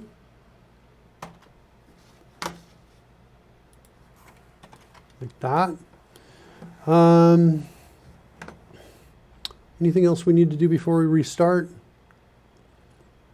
I think we're going to, I think we're okay. Let's go ahead and restart it. We're going to need to add a property to the sprite proxy. I think, or maybe the sprites list that says, hey, this sprite, when it expires, plays all the way through to the end. And so that's what we need to do to make the sword then come down. So we'll have the sword raise up, it goes in its loop, and then it goes down. And so that's kind of what we're looking to do here. Let's do, we can test that 150 move by calling initialize player data, switching over to Ava. Oh, look, we're not changing. Are we changing? We're not seeing. Oh, I need to refresh. That's what I need to do. Let's refresh those. Refresh the scroll overlay. Refresh the dragon front overlay. Refresh the drone game. Fixed. Okay, looks like that's maybe fixed. It appears to be fixed now. All right, and so we've got the drone game loading up. Send out the player data. Just waiting to see those scroll bars disappear. Scroll bar below and to my right. There we go. There's the player data. Switch over, close your scroll. And look at that, Will's got some control. There goes a rainbow using our particle system that we built. Excellent. Let's switch to the greatsword and look at the 50, another 50 down. Much better. That's where I want it to be. So super cool. And it still looks like it's going at 15 frames a second though. Did I not change that? Load weapon. I did not change it back to 30. So we're going to switch it back to 30.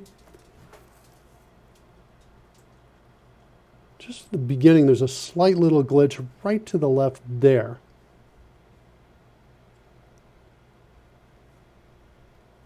Maybe the return frame index is 14 instead of 15.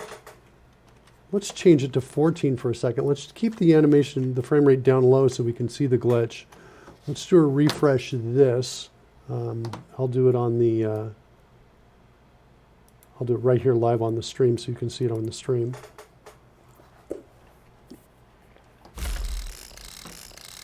All right, send over the player data. So, blood needs to come off the sword. And we might be able to work something out there with the blood. Here, hold on. Speaking of which, here, let's inflict some damage. Oh, wow, that was like a double. Oh, Will's doing it as well. Will did it at the same time I did. Or no, maybe not. His test blood is a different one. Anyway, there's some blood right there. Blood effects. We were working on this before where small amount of blood. Yeah, there we go. It's kind of doing two at once. It's as if there were two loaded. Dragon front overlay.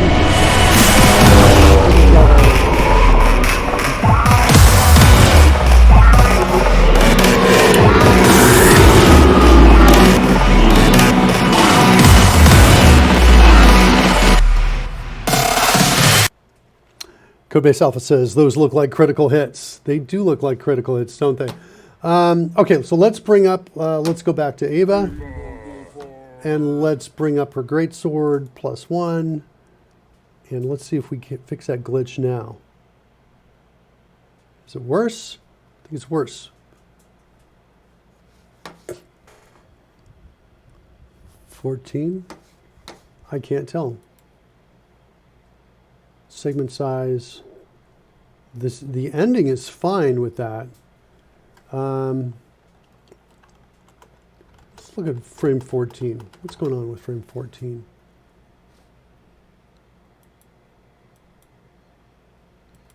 Frame 14 looks, and 13 all look good to me.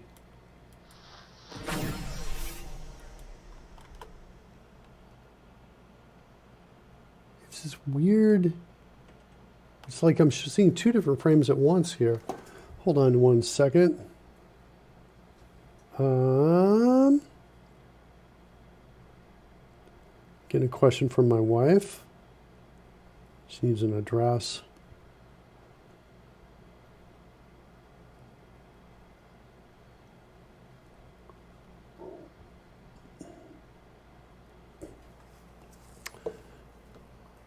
Get that going for her.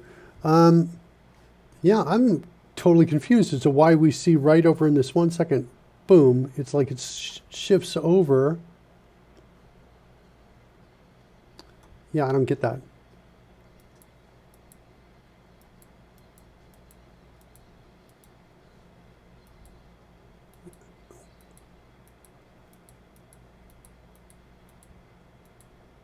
Huh. It's really weird. Yeah, no, honey, I didn't take care of my honey-do list. I've been busy streaming. Yeah. All right, here we go. Let's get this. Let's, where's my share button? Here, kids. Where is my share button?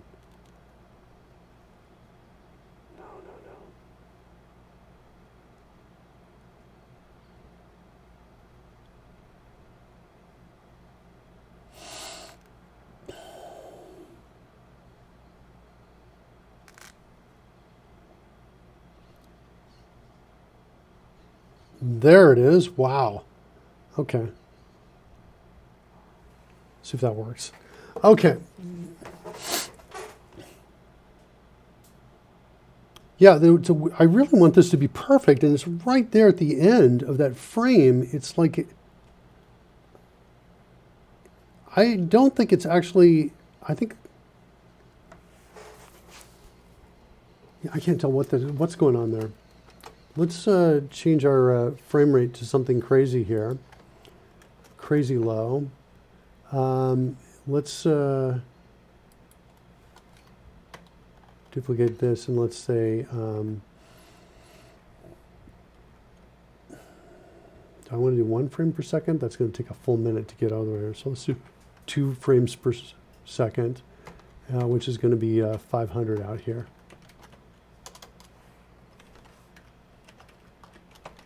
So it'll take me like 30 seconds to get to it. I really want to do that.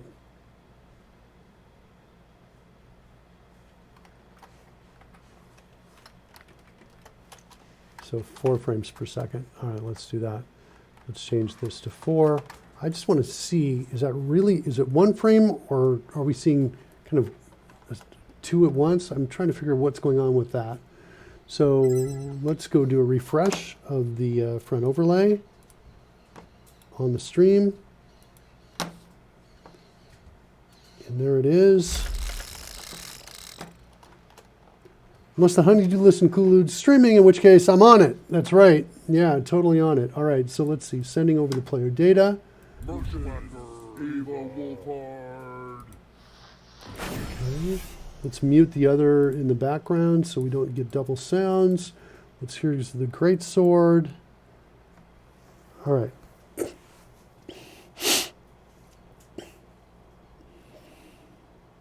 Jetsam is flying the drone.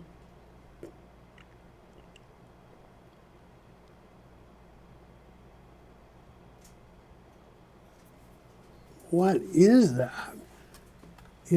It's like it's reaching too far down. Do I really have something that shows 2 of these swords up at once? Like, I believe it's possible, but I'm just not seeing it in the previews over here.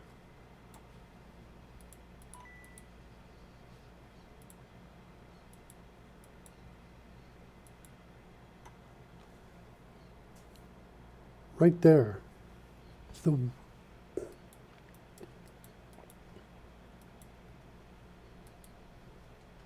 Yeah, 14 is solid.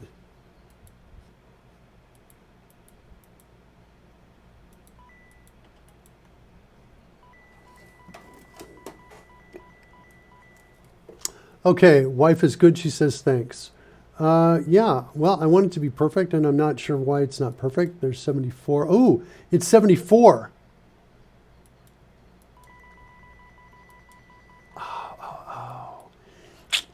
I think I got it. Wait, let's look at 69. What's 69? Can it connect with anything solidly? Ooh, 69 and 9. I got a shot at it. Let's try that.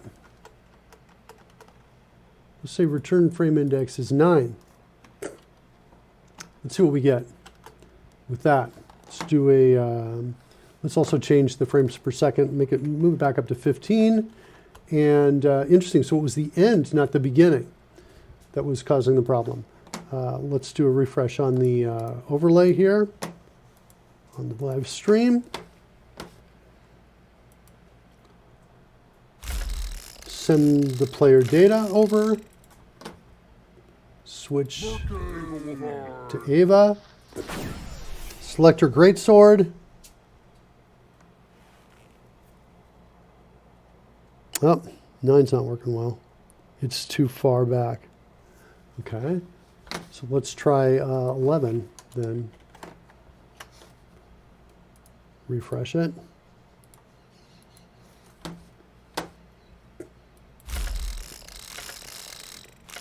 Send the player data. Here it comes. Oh, there we go. There's this tiniest little flash. But I think at 30 frames per second, you're not going to notice it. We could try narrowing in on a 10 or a 12. We could look at that too. We could try a 12 and see if that's worse or better. Let's give it a shot. There's a refresh.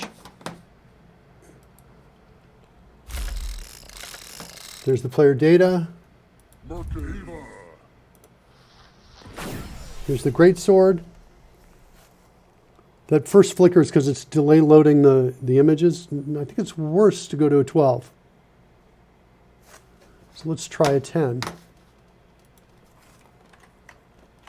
Let's see if that works. And if that doesn't work, we'll go back to the 11 that we were at before. There's the refresh. Player data. Here comes the greatsword. Nope. 11 was the best. Okay, so we got 11. We'll use that. All right, so that part's good. We need to now, when it expires, to play all the way through. So that's what I need to do. And we need to kind of look at what's going on here. So when I go and select a different effect, like if I come over here and I say like lightning lure, there we go, right there. So there's the lightning lure effect, right, that kind of spins around me there. Oh, I just realized I'm like a little close to my camera. That's why I'm a little bit larger. Let's get some music going here. Let's see if we can do that.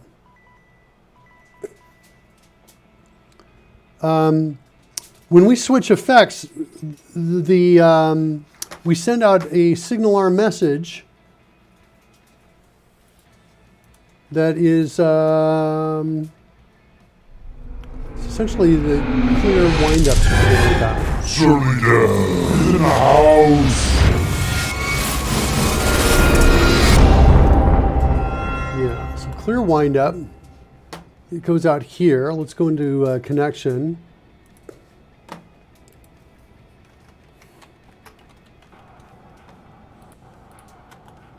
Goes here.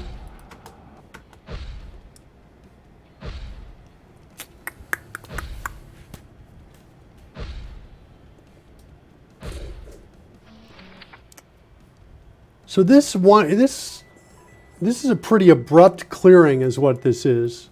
The way we're currently doing this. We're basically saying all the sprites, for each sprite in there, we're going in there and saying, hey, you've got nothing at all. You've got no sprites at all. We just basically killing everything. What I think I really want to do is I want to inside here, again, I think I want to do like a for each in here. And then this is going to be the individual sprite. Oops. Sprite proxy. And you're not going to do this. What's wrong with my for each here? What is it not like? Does not exist on sprites. Oh, it's going to be sprites.sprites.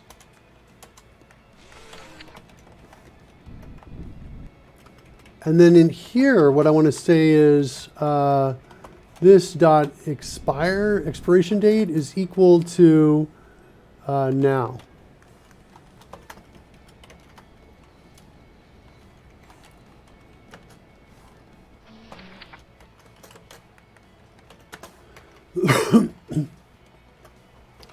And then so we'll just say it expires. It's expiring now. Then that'll clean itself up automatically. If we just do that, I think that will. By the way, the stream's looking gorgeous. Look at these flowers and stuff down here.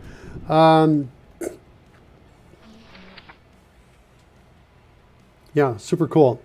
Although I just noticed the CodeRushed rocket disappeared because the gravity of the sun is too great that we weren't able to calculate that it collided with the bottom and it passed through it.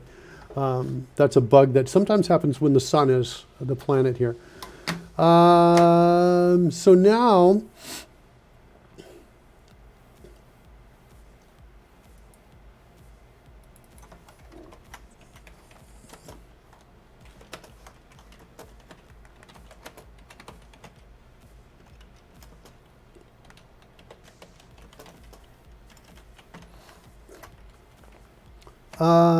something else I want to do here though, expiration date. Well, I guess let's just try this alone and see if we're clearing these. Solar flare, yeah. By the way, I'm loving this effect right here. Super cool.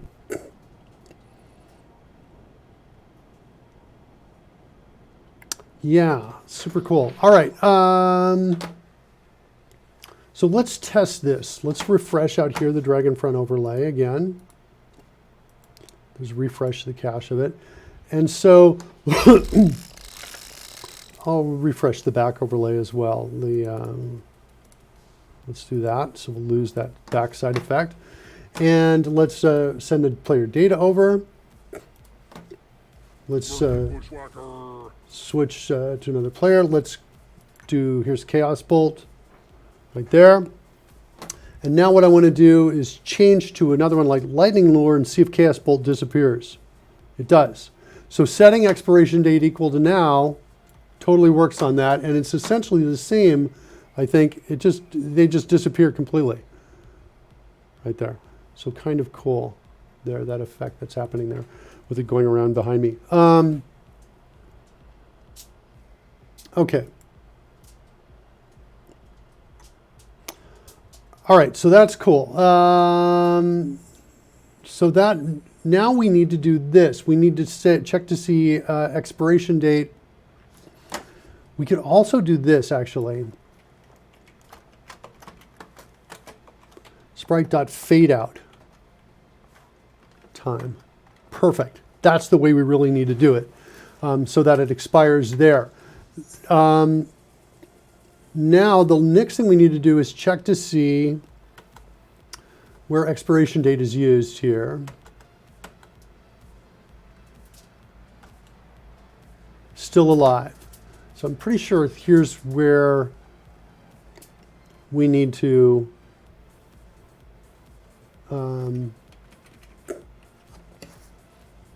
check on this.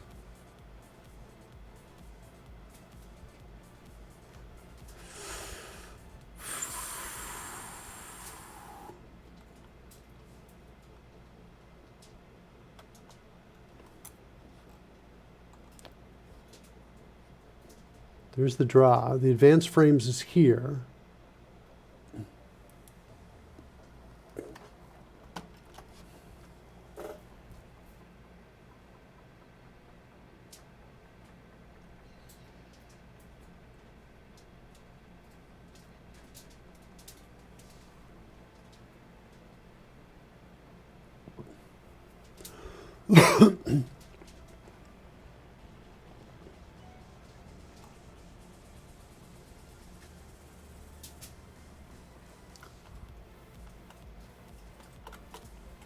go back to still alive.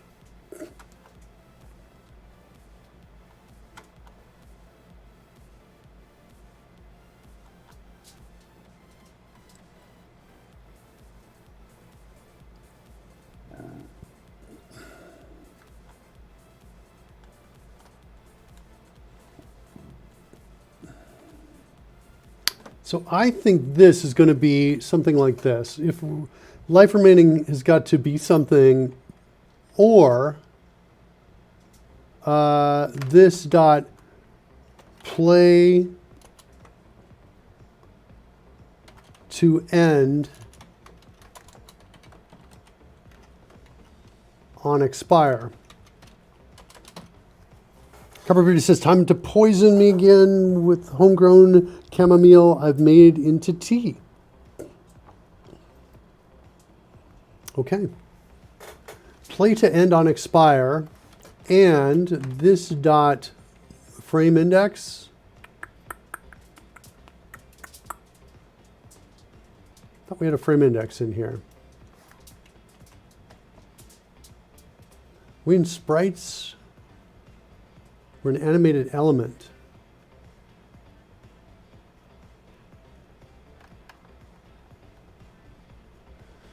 So animated element does not have a frame index. Okay, hold on.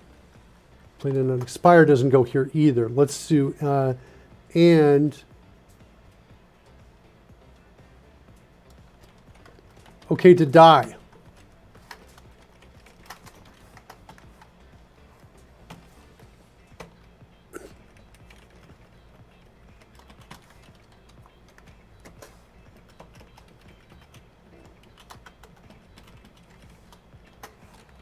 Like that. So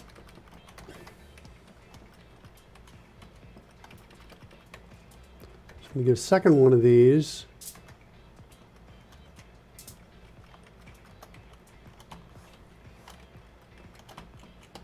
We're going to put this one down in sprite proxy. Let's go find that, which is a descendant of this guy.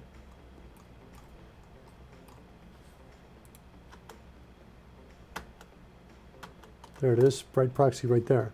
So here we want to have an OK to die is equal to return not this dot play to end on expire.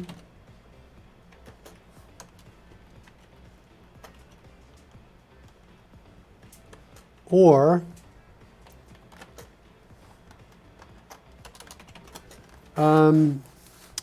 so let's go ahead and we'll declare that.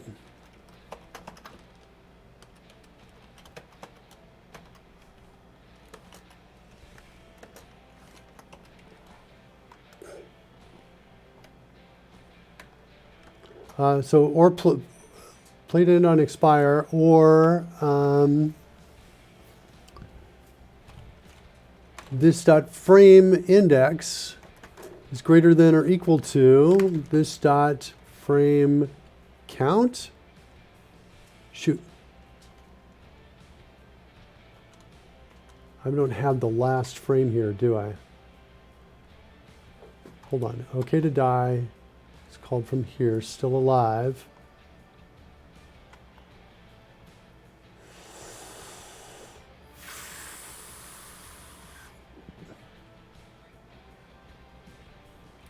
Let's do this.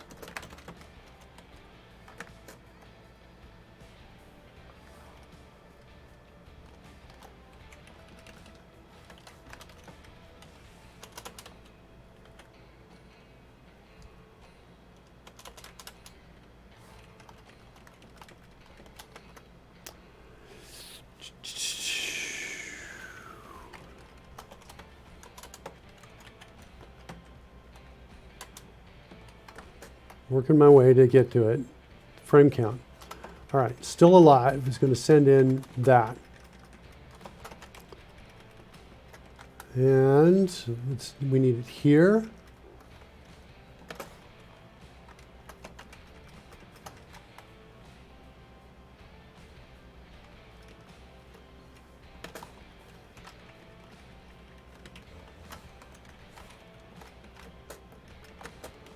Okay.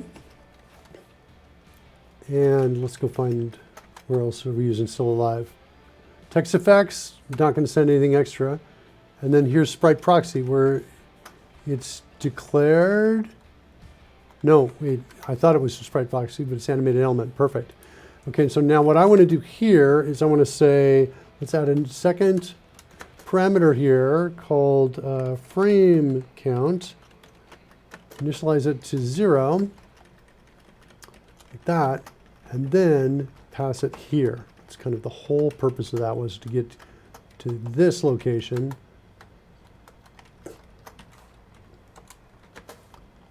That. So I could get the frame count here. And so now, because sprite proxy doesn't know how many frames are inside of it, and so frame index is greater than or equal to frame count. And then, not this set frame count, just frame count. Now, that should return false, not okay to die yet, when the still alive question is being asked. So that takes care of part of it. The second part, though, is an advanced frame. And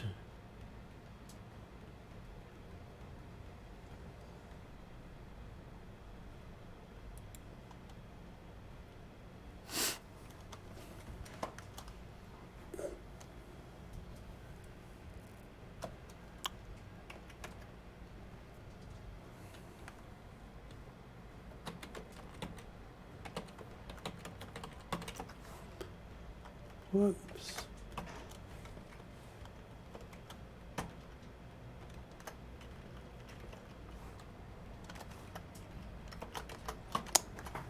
I want to create this get life remaining piece here.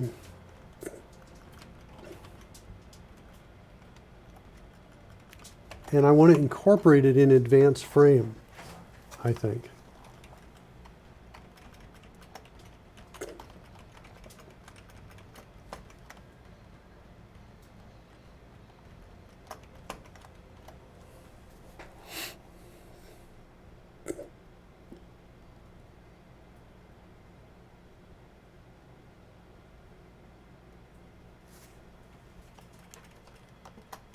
I'm not sure what I was thinking here, but there should be a not okay to die. So still alive.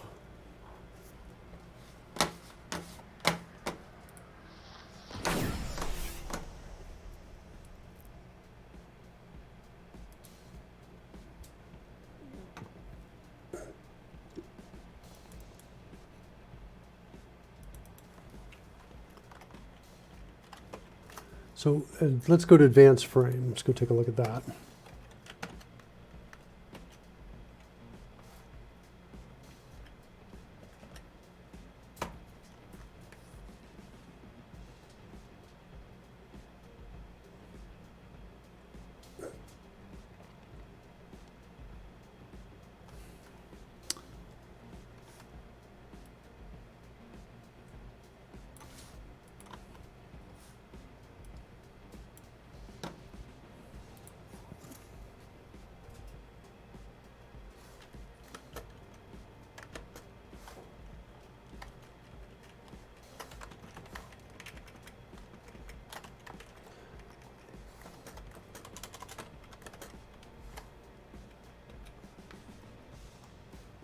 We go to the time now MS.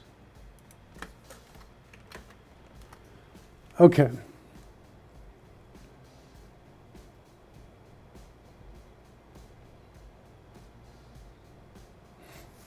I think that's going to work.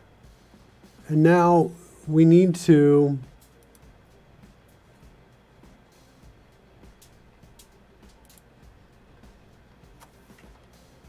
and wait, there's one more thing here.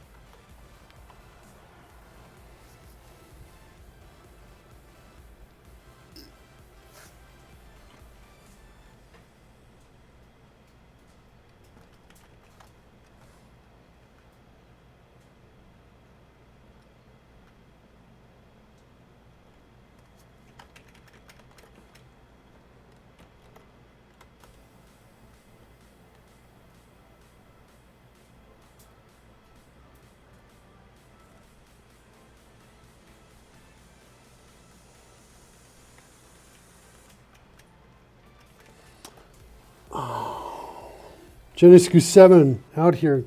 Welcome, Genescu 7. Flying the drone.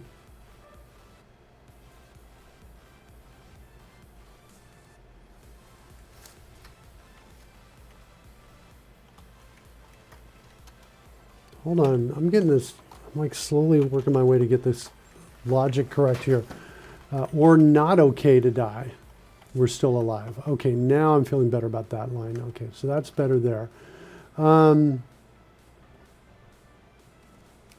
now if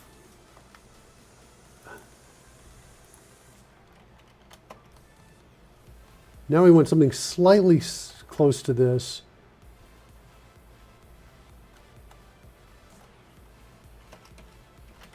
Let's go back and find get life remaining, call. So now if we're at a point where we're like less than or equal to 0, there's no more life, and it is not okay to die. Hold on.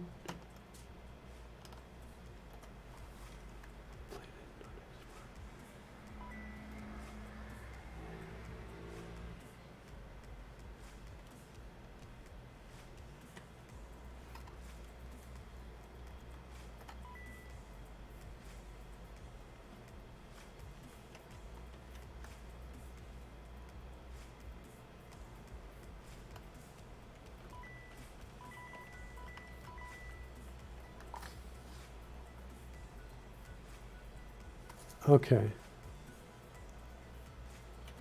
I think we can just take all of this and bring it up here.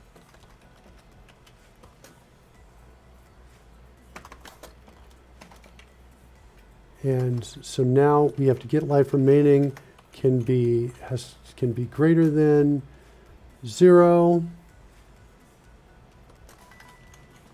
or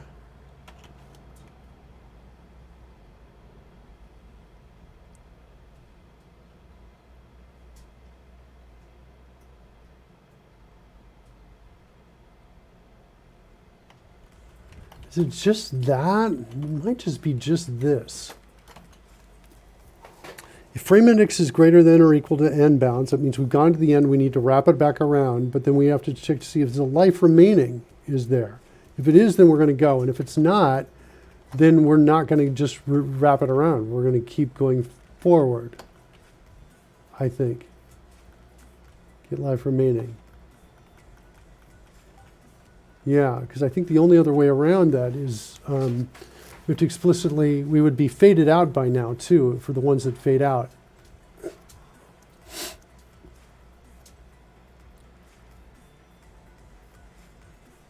I think that's going to do it.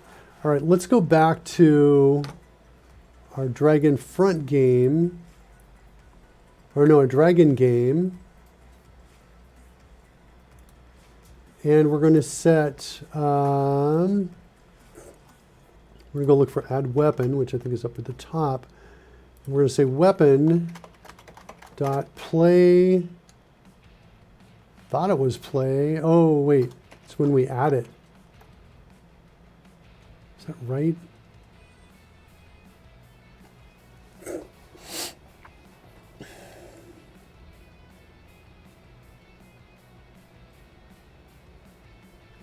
I think that we can do this. All right, hold on. I think we can do this without impacting anything. If we come down here and we say sprite dot play to end on expire is equal to true. Like that. I'm going to try that. We'll do a refresh and see what works on that. Refresh over here. Uno momento, kids. Hold on a second. Got a kid arriving at the airport, letting them know that mom is getting them. Okay, so there's the refresh. Let's send the player data. Switch pages. Okay. Pick the great sword. Okay, so now it's going back and forth. We need to change that frame rate to 30. Let's go do that as well. Go back to 30 frames a second. And now when we select something different, wait, I didn't see what happened here. Why did we lose? Bushwhacker Ava. The greatsword. Did it just drop straight down? We did. Even though it didn't expire, didn't like that code change I made. Now let's go back, look at that code change. Get life remaining. Is it because with the, it's got to have this expiration date?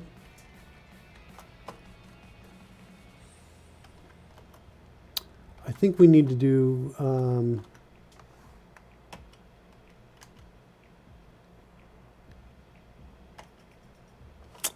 yeah, I'm not liking this. Let's change to,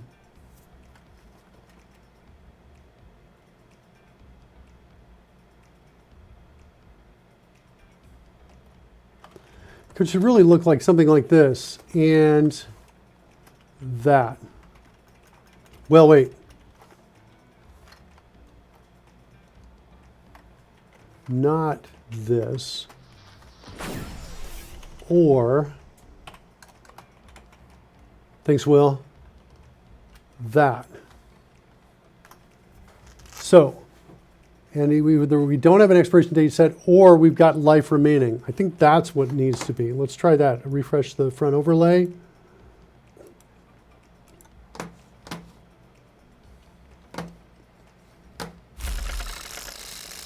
Send the player data. Close the scroll. Pick up her sword. Looping. At 30 frames a second. Good. Now, when I expire it, this is what I'm trying to get. This is what I was in my head for 5 days. So when I choose another wind-up like Thunderous Smite, we should see it go to the end of the loop, which bringing the sword back to this side and then dropping. That's what I'm hoping to see right now. Nice. That's what I want. Codebase Alpha says, since I got CodeRushed, I always type A-N-D, and a space when I want double ampersand, even when the language I'm using does not support the CR shortcut. Well, you can, Codebase Alpha, you can add your own templates out there if you want to do that. That's super cool. That's exactly what I wanted. So greatsword comes up, boom, like that. And it just keeps going in a loop. And the idea is when we roll the dice, then we're going to make a decision to say, okay, take it down, and takes it down like that is what it's going to look like. Looks like we have, oh, the back and the front are not synced up. That's why they're using different colors. Is that what's happening? I think I need to refresh the back. Scroll overlay. So I can add CR shortcuts to C++, then super cool. Yeah, so you basically just open up any language file, then go into options. Once the language file is opened up, you're going to get something new added here. So whatever that is. So it's totally flexible with supports all kinds of different languages in Visual Studio. Whatever language Visual Studio can open up, you'll see it here once it's there. Then once that's there, you'll be able to add those templates. The only downside is that you won't have context. For example, the context is here. For example, we have language. So, well, you've got some of these context pieces here, but I was looking. Here we go. Code. So, for example, we have in code block, but this context is only defined for C# and Visual Basic. And maybe also for TypeScript and JavaScript, but I don't think it's for C++. So these may or may not work. So you may not be able to have super sophisticated templates, because like right now I can type in and, here, for example, like this, and whoops, let me do it lowercase, and D like that, and CodeRushed corrects it to that. But if I'm in a comment and I type in and, CodeRushed doesn't, because I'm in a comment, so it knows that. So you might have you want to make sure you're testing and that the context works for C++. It might not, I'm not 100% certain. In the past, we had support for C++, but when we dropped it because we didn't have enough resources to maintain and really take it to the level we wanted it to be at. So that's kind of where we at. Struggled with C++ nested switch statement last night. See your shortcut template would have been fab. Yeah, I hear you. Yeah, I'm a huge fan of creating switch statements with CodeRushed. In fact, I don't think I've really shown it here, but one of the things you can do is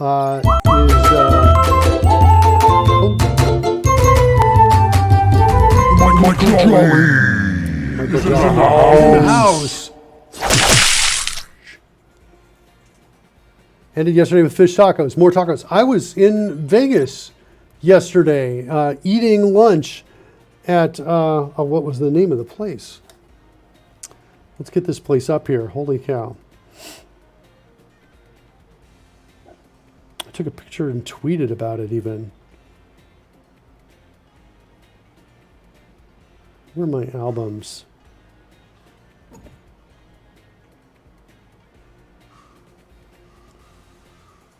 Are you allowed to tell us where you ate in Vegas? Yeah, I think I am. I just gotta find it. Here we go. Wait, hold on. Albums. And I'm just assuming it would be faster for me to find.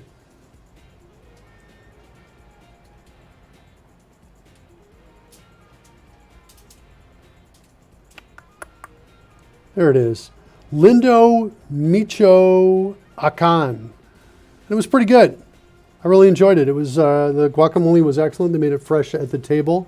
Let's bring that right up there. I think it's going to be backwards for everybody out there, but tweeted that out. It was pretty cool. Yeah, what happens in Vegas stays in Vegas. It was a great time. No kids, no dogs, nobody asking me any questions. Just hanging out and connecting with my beautiful wife, Karen Manchicati. So, yeah, super great time. All right, so let's see, where was I? Where were we? I want to add magic to the sword, and I want to start doing some color effects on that. That's the next thing I want to do. Hopefully that'll be pretty quick.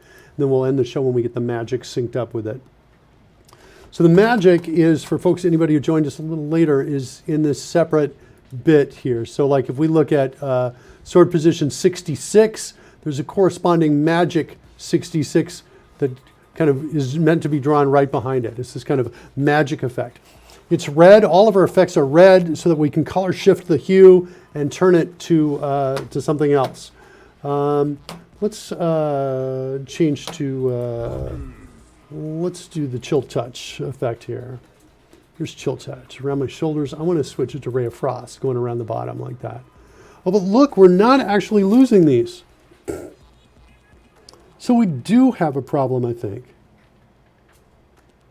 The expiration date isn't setting. We're not clearing these off. Hold on. Let's clear that. Let's fix that problem. See what's going on with that. So we need to come in from here, clear wind up. Let's fade out time. Is it because fade out time is undefined? Or is it because of something else? Can I set a breakpoint there? Let's refresh right over here. Should be able to debug it on this side, I think. Okay, there. Send over play of data. Switch to a player. Do Ray of Frost. There's Ray of Frost to the backside of Ray of Frost, and let's change it to Chill Touch. And where are we? Fade out time is 0. Now, expiration date. So the expiration date is there. Why isn't it expiring? It's definitely not expiring. Okay. So we got a problem somewhere with our code. Destroy by, get remaining life. Get life remaining. Still alive. Get remaining life is greater than 0 or not is it okay to die. It's not okay to die. So that's true, not true would be false, or false, so that would be still alive would be false. Okay to die, play to end on expire. So is it okay to die? Then if not, then we're going to return true. Should return true right there, flat out. I don't get that. This play to end on expire is true. Hold on. Oh, shoot. This is the change. I only want to do this for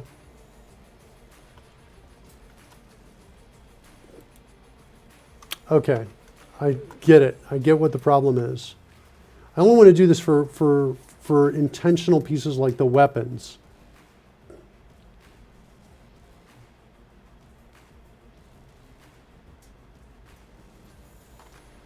Hold on. Let's look at one other thing. Play to end on expire.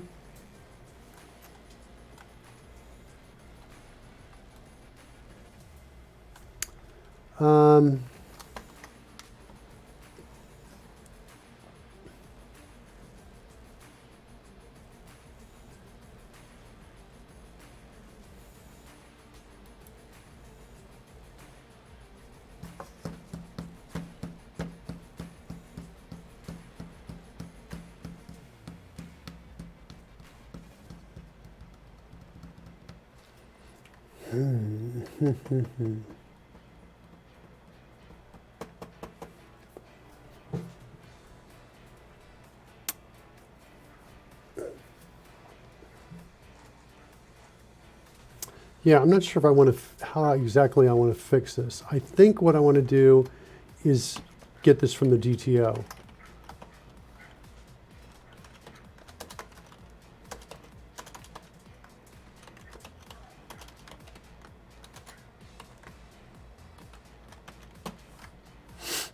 That's what I think I want to do. Ramahay1110 says, hello, coding guru. Are you using C++? I am not using C++. Michael Jelly says, I'm so jealous of this particle effects. Is any of this on GitHub, Mark? Not really.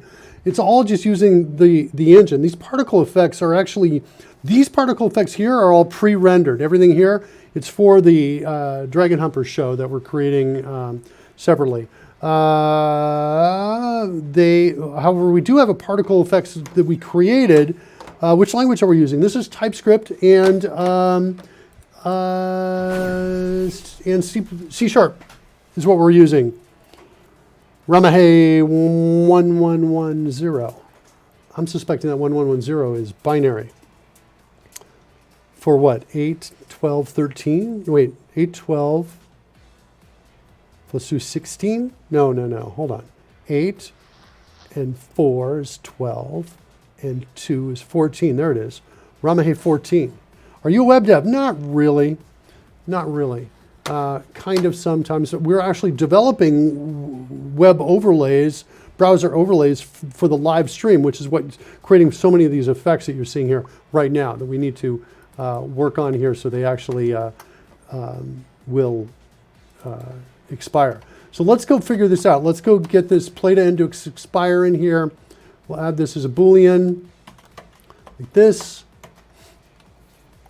So there's that wind-up date. Let's put this right up here, actually. And let's go out to our DTO. We're going to close everything down. We're going to restart. So folks who are, there we go. There's one of our particle effects coming by. Folks who are, who get the fanfares, you can proceed with a open brace and your open square bracket, I mean, if you want to suppress your fanfare coming in. I need to close down a couple things. We're going to go over to our wind-up DTO.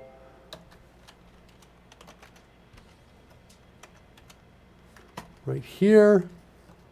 We're going to go get us a, really I don't have it on the clipboard. Okay, hold on. uno momento.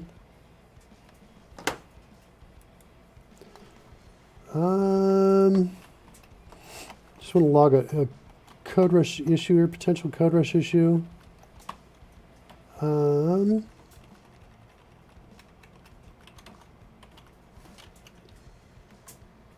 Tried to paste. Check the logs. See if there's anything there. So that's going to put that out there, and I just realized I put that out there and the issue is not going to be set. I can actually mark the time manually because I just shut everything down. So, so kids, check the logs at around this time. I'll send you the logs manually here.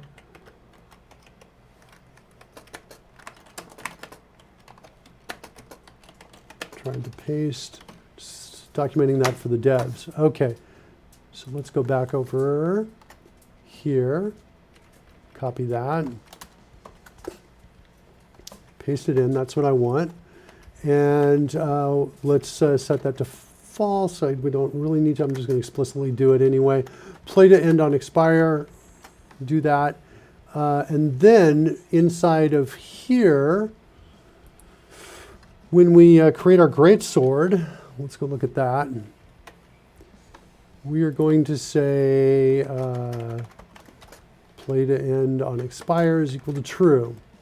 And then I think that's got a shot of fixing it. Let's try a run.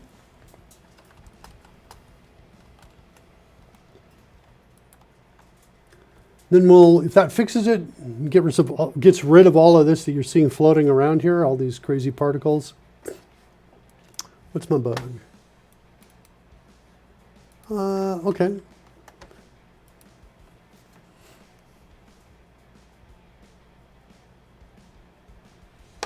Any learning to code? Wait. I'm learning to code only for money. Hopefully you will not ban me for that. I'm learning JS to earn money. No, nobody's banning you yet. Ramahe 14. We're just chilling and hanging out, man. You got to go crazy if you want to be banned, right? From over here. So it's, it's a family show. We want, so we're going to keep everything, chill and cool. Let's see here. We want the drag front overlay. Let's see if this works now. Send our player data over.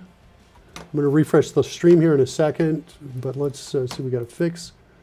Switch players.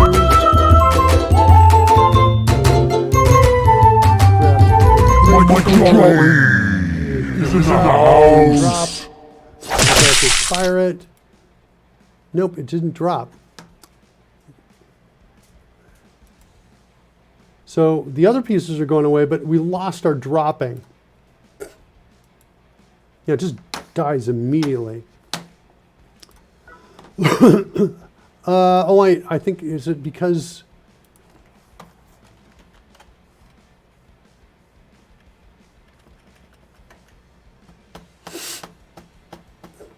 Play to end on expires there.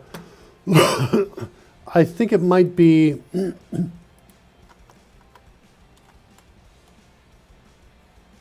No, we should totally get it.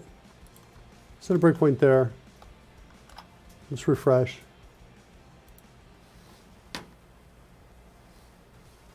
Okay, let's send the data over one more time. Switch, players, greatsword. Why is it false? Let's go look at, it should totally be true. Like, I don't even get that. Let's run it. Do I need to?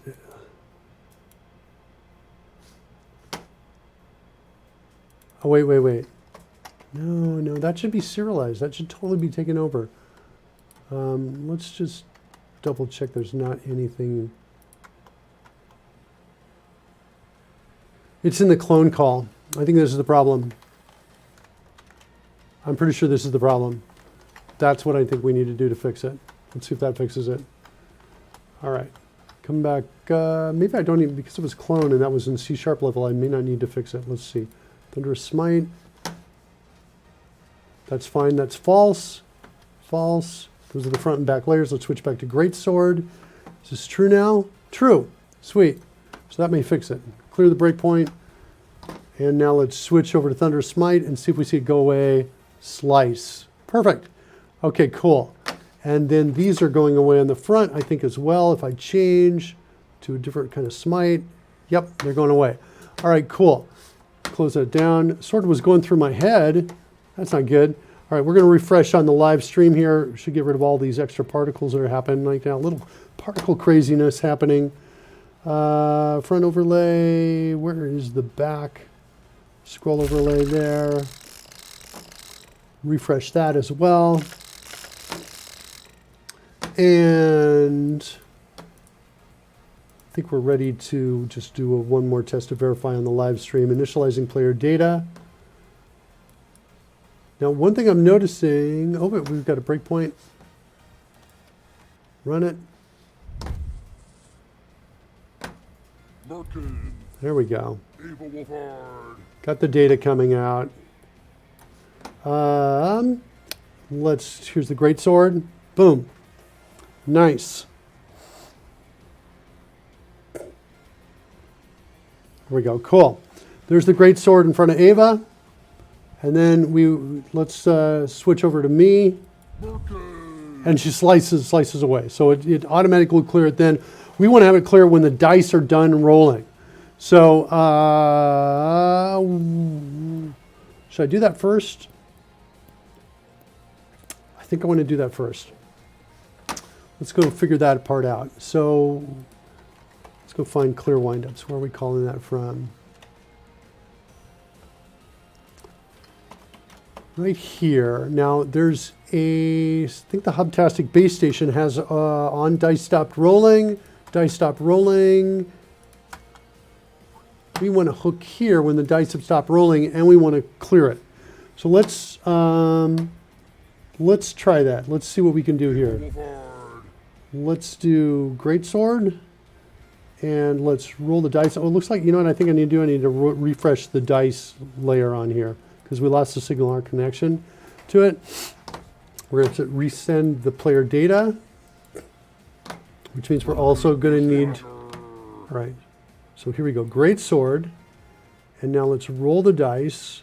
Here's the attack. And now when the dice stop rolling, we want to get our breakpoint. I'm going to hide the scroll. Should get a breakpoint. Come on. There, we're at a breakpoint.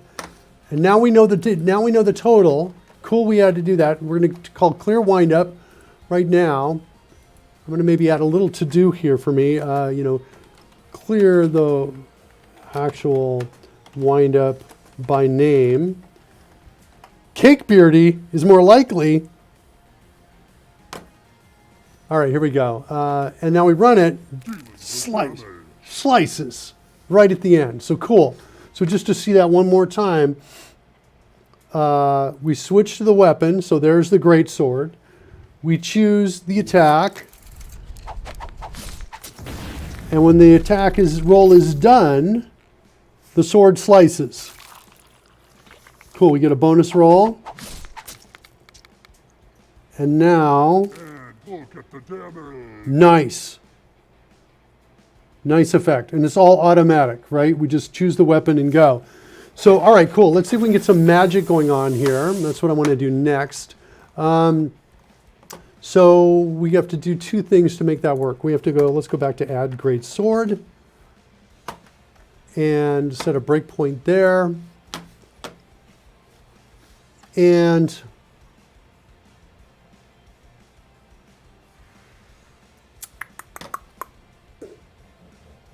how are we going to do this? Let's look at the code in the Dragon game that's loading these up.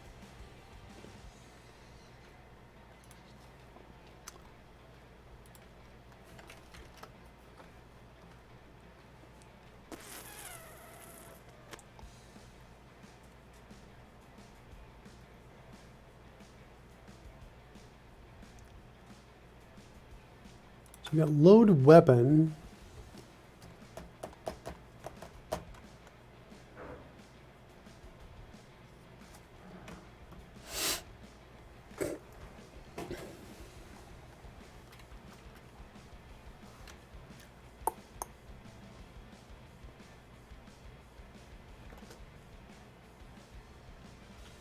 Let's do this.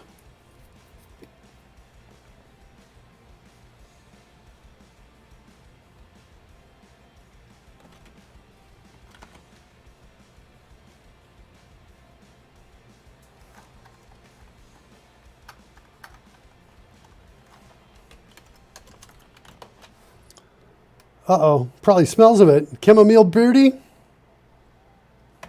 Nice. All right, so here we go. So I'm going to do animation name. Then I'm going to come down here, and we're going to use this here. Like that. And then we're going to go find load weapon, and we're going to go do this.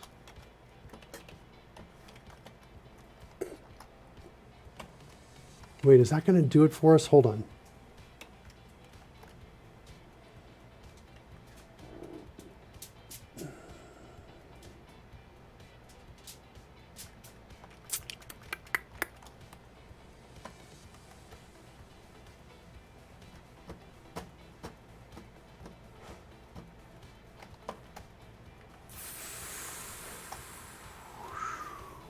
Oh, man.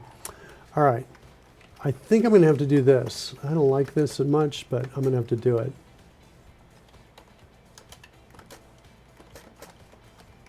I'm going to have to do this for load weapon. So then we've got load weapon, greatsword, the weapon. Yeah, I'm not happy. I'll show you why I'm not happy.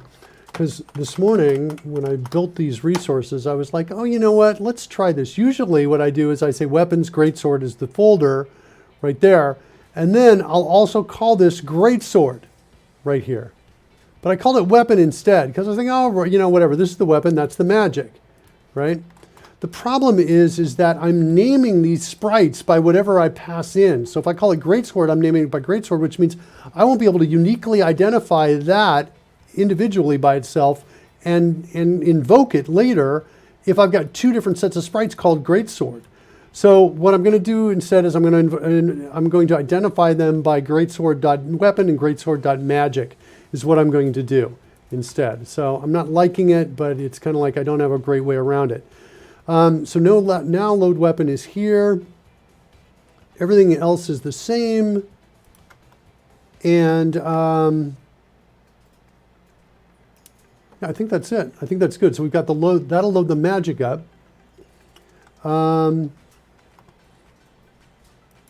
I think the order in which these are declared is the order in which they are drawn, which means I think the magic is going to be drawn on top. If it is, we'll switch this order, and I think that'll fix it. Is that right? Yeah, I'm pretty sure. Let's just do it the way I think it's going to work. I think this means magic will be drawn first, then the weapon will be drawn on top of that. Next, we need on the here on this side, on the add a great sword, it's got a breakpoint in there already. Let's do this. Let's go in and refresh the drag in front overlay. And we'll get that scroll overlay as well. And let's get to our breakpoint.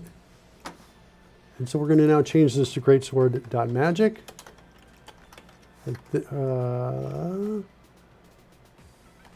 Start.weapon. Like that.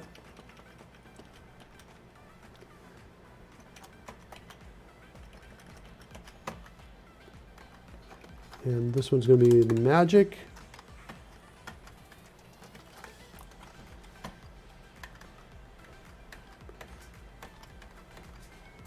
Like that. So we're adding both of those now. Now we're running. And so we've added those. Let's see now. If we choose the greatsword, if it light up on fire, oh, look at that. Sweet. So it rises up on fire and it comes down when we change to another effect. Slicing, sweet. And the cool thing about the magic is that now we can say, hey, you want Ava's, let's set a breakpoint here and reinitialize the data. And we say, hey, oh, you want, what's that you say? You want that magic to be like a Twitch purple? We can get pretty close to that with changing the hue to, what, about 300? I think that'll do it.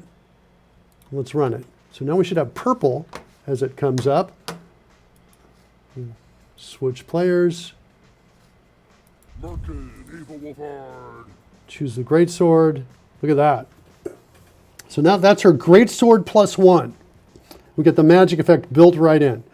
So now super easy to give players different effects associated with whatever weapon they're using. And the weapon they use is going to show up like that. So with that, kids, anybody out there, by the way, who works in Visual Studio, wants a copy of CodeRushed for free, just put a chat message out here in the chat window right now. Say, yeah, sure, I'll take that copy of CodeRushed for free. I will direct message you with instructions on how you can get a free copy of CodeRushed worth about $250. And we'll go from there. I'm using it live inside of Visual Studio to write code. We're essentially dog fooding that every day, as well as dog fooding my brain to see if that actually works. You know, every once in a while we get something working, although sometimes it takes a little longer. Like today it took a little longer. Fred, what do you think? Good? All right. Fred's going to be saying good, I think, by the end of the week too, hopefully.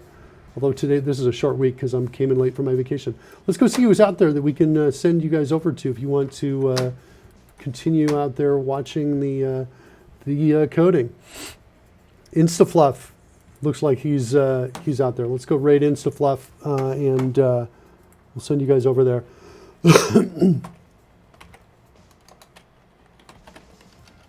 Oh, Instafluff's got a monocle on. You guys are going to love it, I think. There's the Instafluff raid starting up soon. There he is right there with the monocle and eyeglasses on. Kind of cute. The world is a fun place, isn't it, kids? Thanks so much, everybody, for helping out today. We will see you tomorrow on CodeRushed. Roy again is out this week. We'll see him back next week. Can't wait, kids.